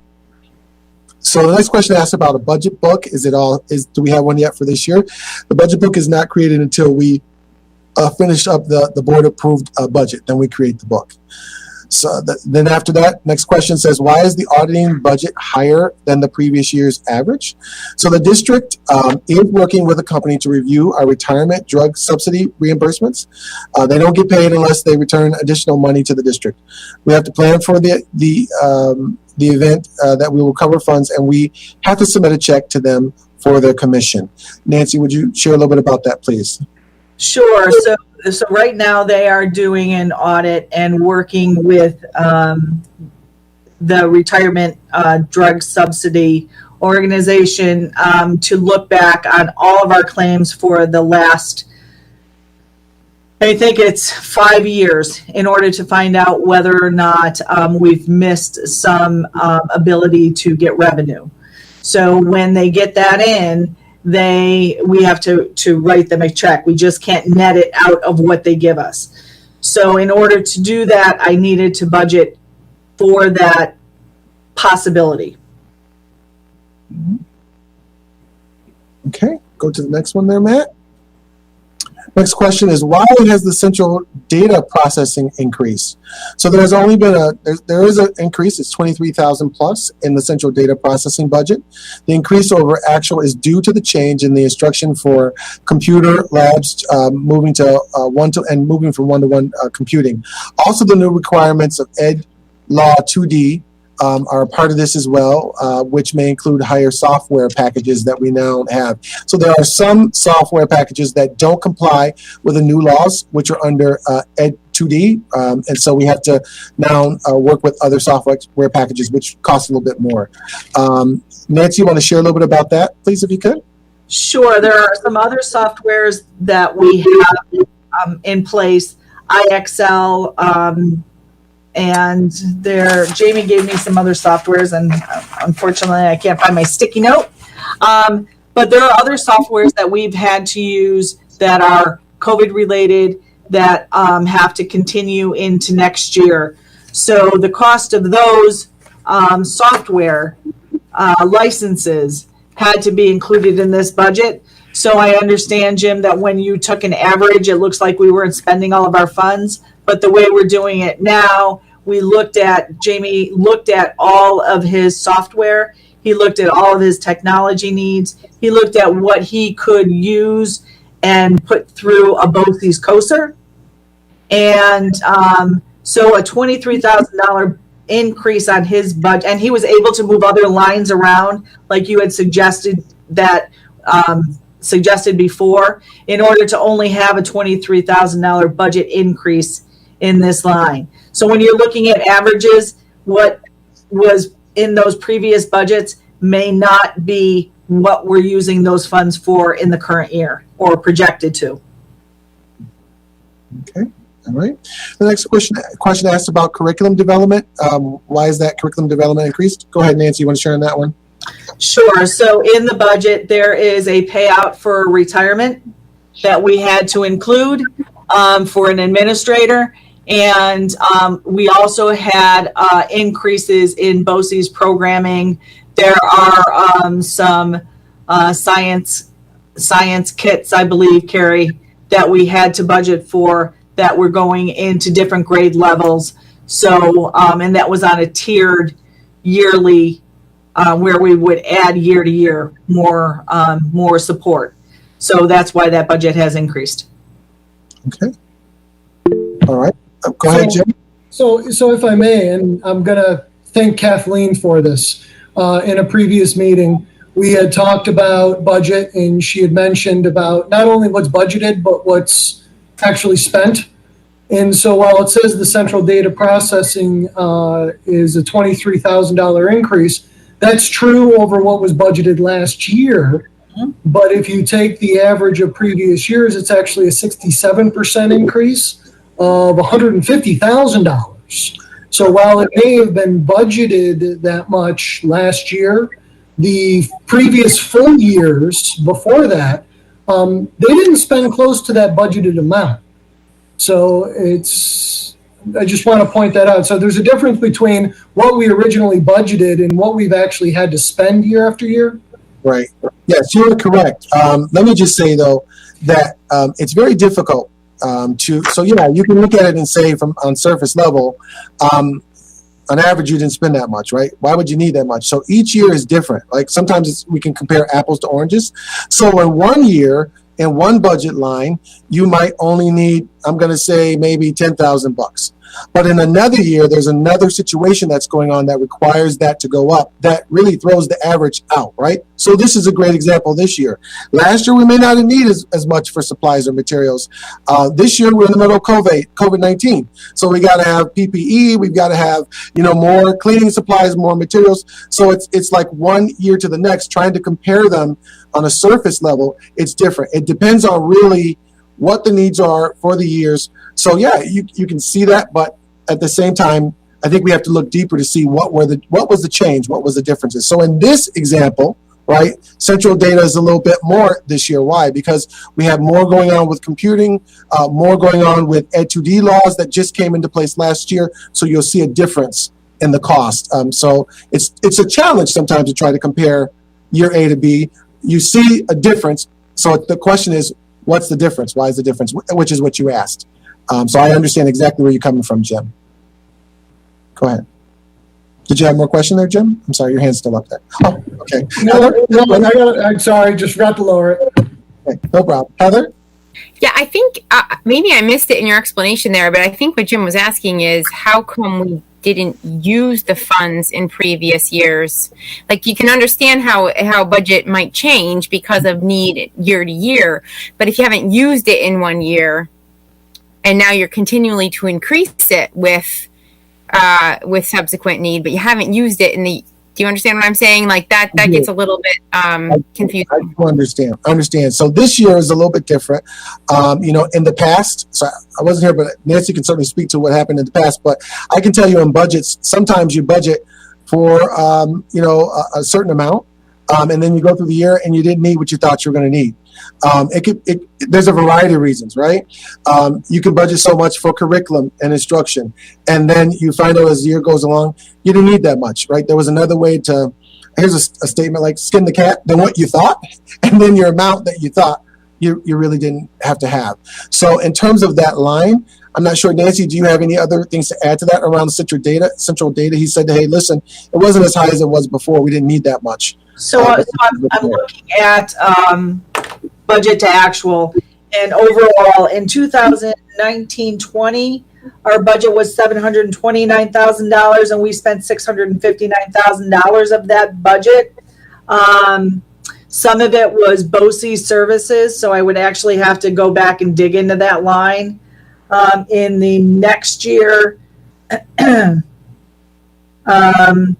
looks like, well, it's a COVID year, so I would have to look back. It's very difficult at this point to go back and find out why we could have underspent. I may have called an early purchasing cutoff.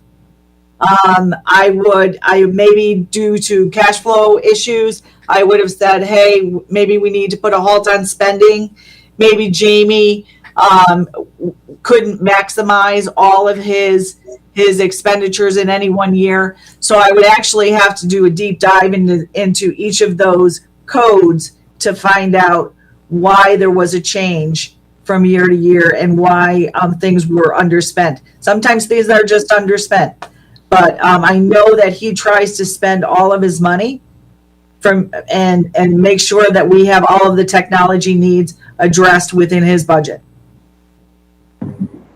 So I guess another reason I bring this up is not just because of the percent increase over what was spent in the past, but we talk about the fact that we have changed from computer labs to one-on-one computing. We have bought new software. And so in my mind, I think about the fact that in just this year, we've allocated $940,000-ish to this. So in my mind, if we have done that much of investment last year, that the next year wouldn't actually have as much of an impact. And maybe I don't understand all the nuances, but that's why I asked the question. Understand. Good question. Great questions. Jim, I appreciate your questions. Okay. We all set to go to the next one, or are we okay to move on? Sure. Jim, did you get your, are we okay? I'm not sure if you all can hear me. Can you hear me? Okay, want to make sure. All right. So the next question asks, why is in-service training increased? So we, in the next upcoming school year, We do know that we're going to have some professional development needs that are different from in the past. The next generation standards are now coming out from New York State, and these are for ELA and also for math. We are also working on the science standards, which are coming out in the following year. So the next generation standards are for grades K through 12, and to make sure that staff are ready to ensure that they're all set with those standards, it will require some additional professional development. Why is there a music budget increase? So here we are planning for some contractual expenses for the marching band, and sometimes we can run some of those things through BOCES and receive some aid, but it's really because of additional contractual expenses for the marching band. And then also, why has the reading budget increased? We had reading teachers categorized in another code, and now we're trying to move them to the proper code that they need to be in. So each year you have some changes that you'll get from auditors or folks and say, moving from this code to that code. So this was a coding issue that has now been changed around, and that's why you see a little increase there. Okay, Nancy, anything else you want to add on that? Okay, go ahead, Matt. Heather, I'm sorry, before I move on. Yeah, I just was kind of curious what the contractual increases are for the marching band. Sure. Nancy? So when they do the music score, when they do, they might have some guest conductors. And it's not only the marching band, it's also for the music department, where when they do their the plays and the concerts, if they have outside musicians come in and play in the pit, that is paid out of that account. A lot of times I know they can look at that and say maybe they'll run it through a BOCES COSER. If that's the case, we move the money from this marching band line over to the BOCES COSER and do a transfer. So it's not like it's additional money. We'll move it from one line to another. Okay, all right. Okay, go ahead, Matt. The next one is around social work. Why is there an increase for social work services? Same thing as the other piece around reading. We are moving them to the correct budget code now that we have more guidance around where they need to go in terms of codes. Why has interscholastic athletics increased?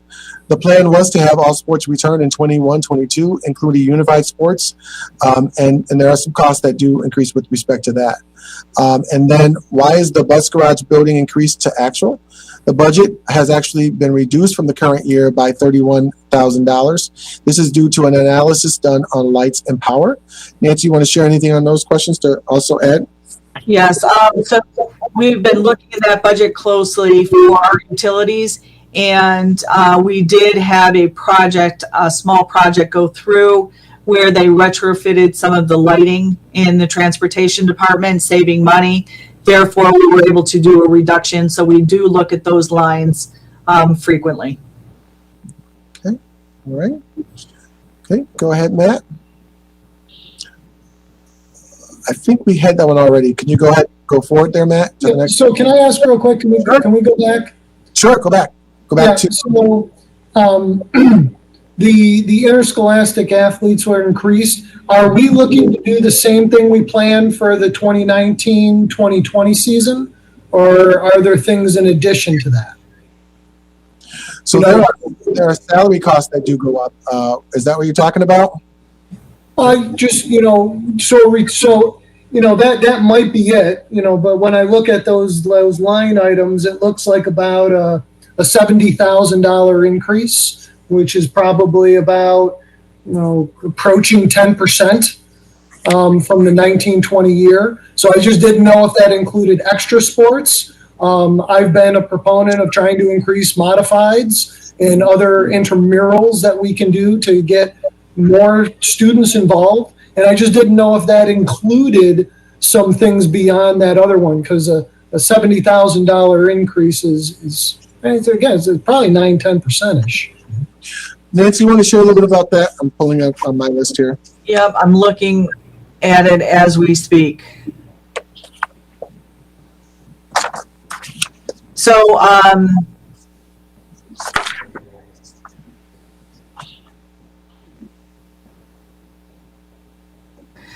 budget to budget, it's only gone up 2,000 from the last year. So I would actually have to go and look at where you were measuring that for the 1920. Yeah, so it took a huge bump between 1920 and the current year. Even though maybe we were planning that's what the plan was. So there was a huge bump that year. Yes, there's a small bump for last year.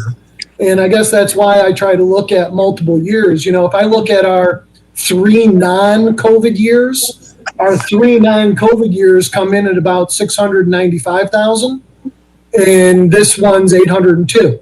And so I understand where there are some increases because of salaries that are contractual. We must pay those. I get those. That's fine. But the percentages just seem a little bit different.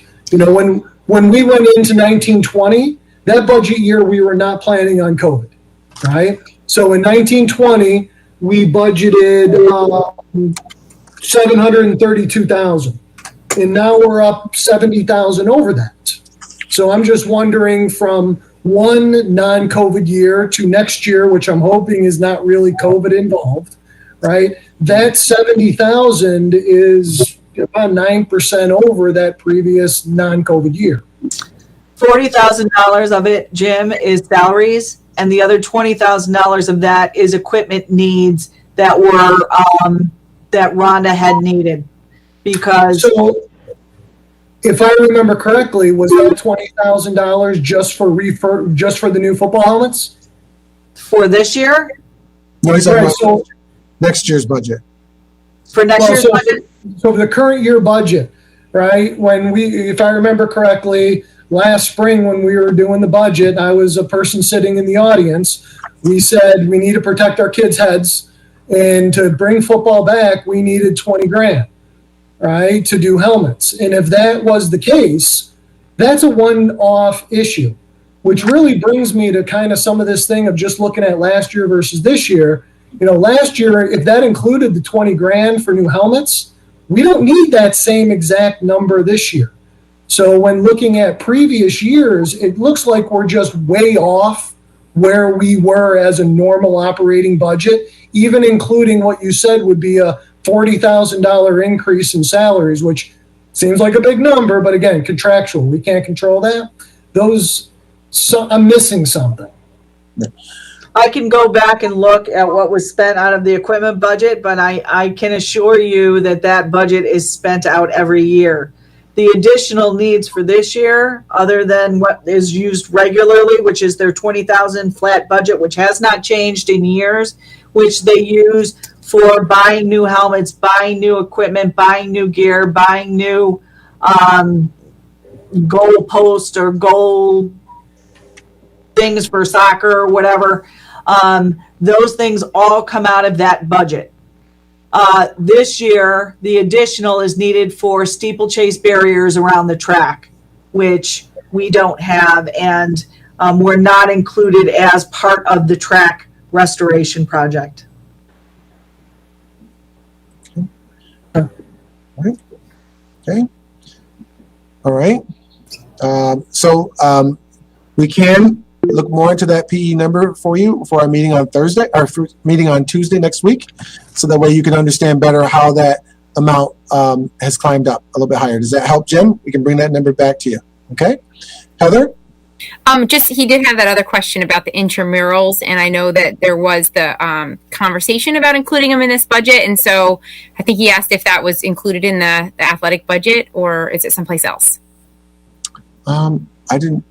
We have included intramurals. Intramurals, there is money in for intramurals for just in general for the elementary schools, and also money in for intramurals for the middle school, which is not part of the athletic budget. Okay. Okay. Thanks. Okay. All right. Okay. All right. Go ahead, Matt. Okay. So why is there an increase in debt service ban? And this is the interest on a bond anticipation note for the capital project. A ban is a short-term note used prior to the bonding of the project. Then the other question is, why is the debt service tax anticipation note budgeted for and not used? This is always budgeted as a safeguard to use in the event we need cash prior to the tax revenue coming in. Nancy, would you share on both of those, please? Sure. So we have not gone and bonded for our capital project yet. We usually don't do that right out of the gate. We wait until we get the whole project done, and then we'll bond. A ban is just a short-term mechanism for us to borrow money. The interest rate is usually lower than a bond, but they are short-term. Usually you can have one up to 2, possibly 3 years, and then you would roll them over into your actual bond. So we have budgeted because we are going to go out for a ban next year. And the debt service tax anticipation note is if our tax revenues don't come in, or it's a difficult year and we're not getting our tax revenue, we always budget for that cushion. Okay, all right. Okay, so any other questions? So those, go one more, Matt, go ahead. I wonder if okay. Any other questions from the board besides those that are there? All right, so if we can go back, Matt, to the screen that has the 3-part component budget, more towards the beginning, if we could. There we go. So at this point in time, our budget that we are projecting, that we are, looking at, is the $91 million budget that we have suggested to the board. But prior to finishing that, so we have a couple of things that we're going to be looking for information on. The one piece around of information is the electrician, and we'll bring in and share with you the costs that are going on. We'll share with you what are some of those needs around the electrician, so you can see exactly what it's costing, how much it's costing, so that the board can make its final decision. Well, also, I heard Jim ask the question about the PE. He wanted to dig in a little bit more around the 70,000 increase, if I heard you correctly, Jim. So we can certainly bring that information back as well. So we'll have, if okay with the board, we'll have this budget for you at our meeting on Tuesday, and the one maybe without the electrician in it. And if there's any other changes, certainly you can share that with us at the meeting. We do have to adopt the budget by the 25th, no later than the 25th. So that time frame is coming. And then I think the only other follow-up piece that I would have this evening is just, again, to make sure that we put on the calendar conversations around how do we start to utilize those funds for our kids that have just come in, the federal funds that have just come in. And we had a number of things that were there that we said, okay, right now we'll try to go with. And then as more stuff comes up and the board has questions about it, we just ask, let us know, and we can certainly work through it. I think Kathleen had a question. I do. It's just a thought that would make our jobs and your jobs just tremendously more, a little easier. Okay, we know that the state wants you to have the 4% cushion, correct? Mm-hmm. We talked about that earlier, but not lower. For the sake of transparency, if the administration could let the board know this is where the cushions are, so that we're not questioning and distrusting maybe some of the information that we're given, when we're, because then we start questioning, well, why are you budgeting for this if you're only spending this? I mean, if it would just help things along and things run more smoothly if we knew where those cushions were too. Sure. So that, and we get it. I mean, I understand why you have to have a cushion. Same reason we have, savings accounts in our homes, because you just never know. 1 year, you could have an influx of kindergarten students and you need to keep class sizes down. So you need to hire another staff person, another kindergarten teacher and TA, whatever. But it would help tremendously if we were in on where that was. Okay, absolutely. No problem. We can share that with the board. Absolutely. Right. Thank you, Kathleen, for that feedback. I appreciate that. Jim?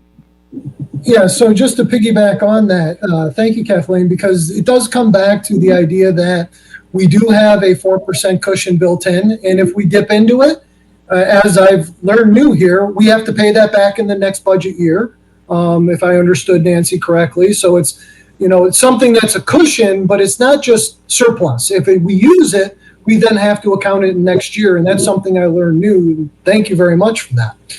But I would also say that, to follow up with Kathleen there, if we are regularly having $2 million or $3 million unused beyond that 4%, I mean, the last projected thing we did was 2%. About 2 million. I think last year it was about that. I know the year we did the capital project, it was actually 3 million, because I remember 1.5 million went into the next year budget to make sure that we didn't raise taxes, and $1.5 million went into capital, so we made sure we kept it down. So that year was 3 million surplus.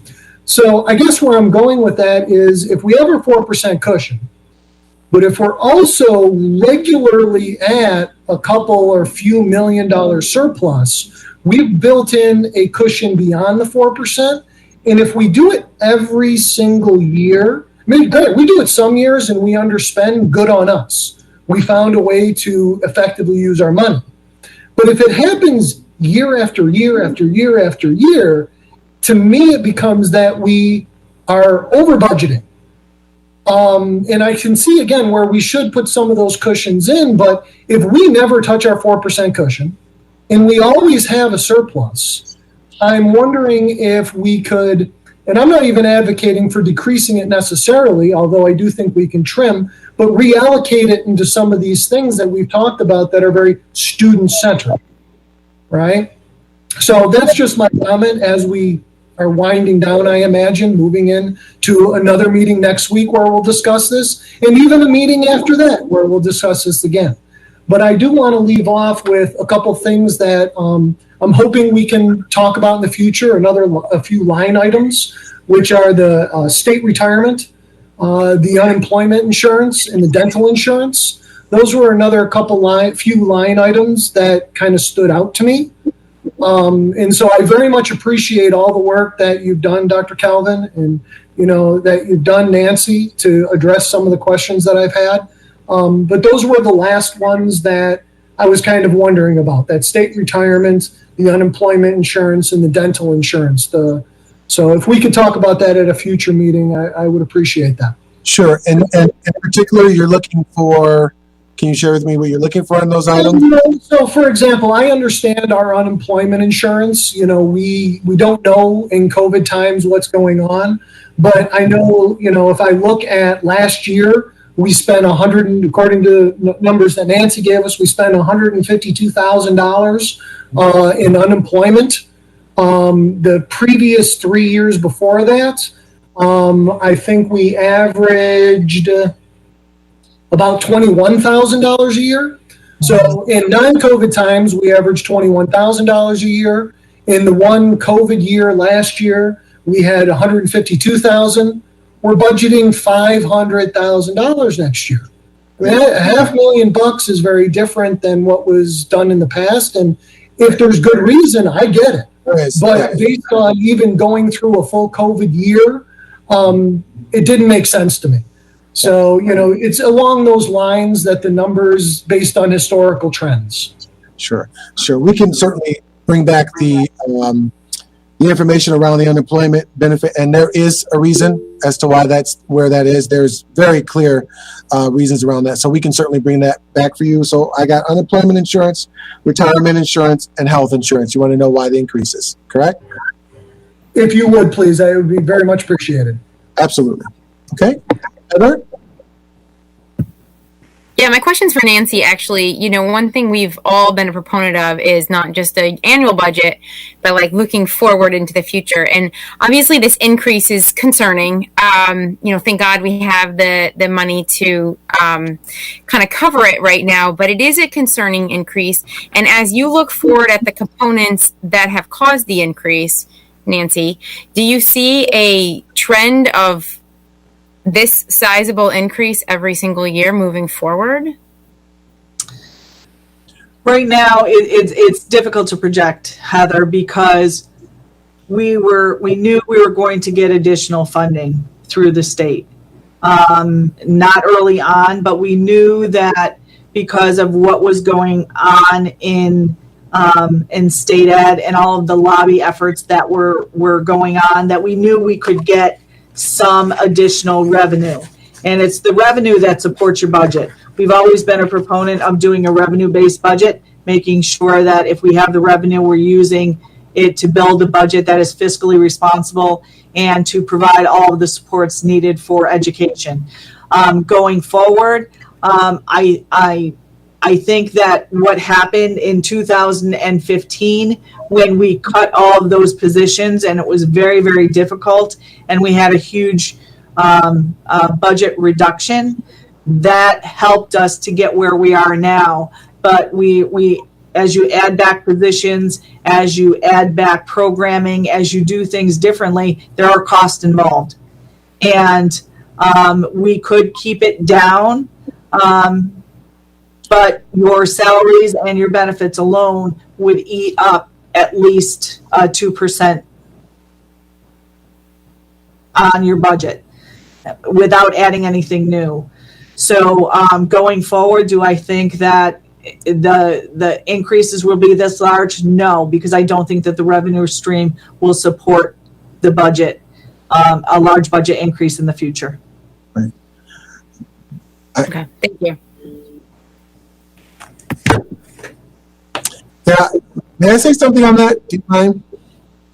So yeah, I don't think that our hope is to keep the budget, as down as much as we can. But might there be some areas of increase? There might. All right. So I just want to I just want to be clear with the board. So we have some significant program needs that we need to look at. All right. There are some things we're doing in our programs that I think we may need to do in a different way. There are some things that we're evaluating now to see if we need all the things that we have right now. We have a lot of stuff, and we need to know all those things needed, right? So wherever we can find efficiencies, we certainly will look for those efficiencies. But in terms of programmatic needs, so the needs of our students are very diverse, and they continue to grow quite a bit. From what I can see, just being here this 1 year, we've got some significant needs that are going to need to be met. We have all kinds of needs in our program. We have children who, are not reading at grade level, not where they need to be in terms of math. We have ELL population of students, and that population is growing. We have kids with disabilities, and the needs are what I am seeing is that at earlier ages, the needs with some of our students with disabilities are far more advanced than what we can keep up with at times. It kind of appears, right? I think those needs will continue to grow. I just want to be upfront. I understand what Nancy said, but there may be some program needs that we might really need to take a look at, right? That may cause some areas that we may need to shift. So wherever possible, we're going to look for efficiency so we can keep the budget down as low as we possibly can.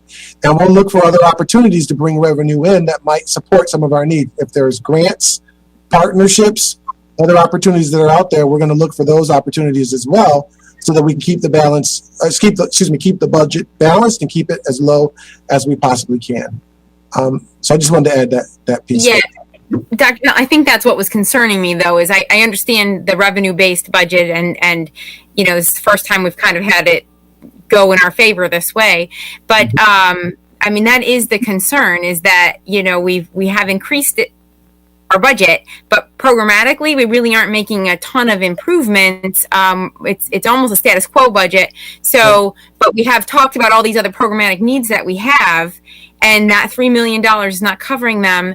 So there really are those costs that Nancy's talking about, the salary increases, the benefit increases, all those costs that are really kind of heavy on our budget. And so I do think we, over the next year, are going to have to really look at our budget and make it more efficient, because we do have programmatic needs. I agree. Very much so agree. And I'll piggyback on that. In a number of the line items that we've talked about that have had increases have gone to programs. We're talking about reading. We're talking about in-service training. We're talking about curriculum development. And some of these things, I'm happy to see. And one of the reasons why, for the questions that I asked, to explain to everybody, we are investing more in programs. We are investing more in making sure our students are being educated by teachers who are up to date in everything current as we can. So, you know, when looking at these, I don't want the public to look at it and go, oh, more money, more money. I really, especially for some of these, be looking at it and going, wow, you're increasing the social work, you're increasing the reading, you're increasing the music, you're increasing the in-service training, you're increasing the curriculum and development. These are all things we should hang our hat on. So not all of these should be viewed as, oh God, where are you spending more money? I want to say that loud and clear, because I think it's not about spending more money, it's about spending the money appropriately for the students. Right. Okay. I agree. Tom, did you have a comment there? Well, yeah, and it piggybacks right on what Jim was saying, because I think we are spending the money, but unless we get the results and the outcomes to change, then the perception is that we're being ineffective and not spending wisely. So I think that's something that we really have to look at. You got to get to strategic planning and long-term planning, because I look at that $91 million up from $88 million last year, up from $86 million the year before that. And that's just in that short term. It doesn't take long to look at a $100 million budget. And people will look at that relative to performance and say, well, what am I getting for that? For what are we getting? So we have to look at it and be more as effective as we possibly can. But I think also, and I was going to suggest that we, as opposed to coming to the budget when we do, at this part of the year and we have our schedule, but is it something that we, on a quarterly basis, we would be able to look at and continue to keep mining, so it's fresh in our minds and we continue to look at it as we process and go along, so that we don't come to it and it's, there's so much in a short period of time, and we're asking to make, not quick judgments on it, but judgments that don't have the depth that they probably deserve. Sure. Absolutely, we could. Yeah.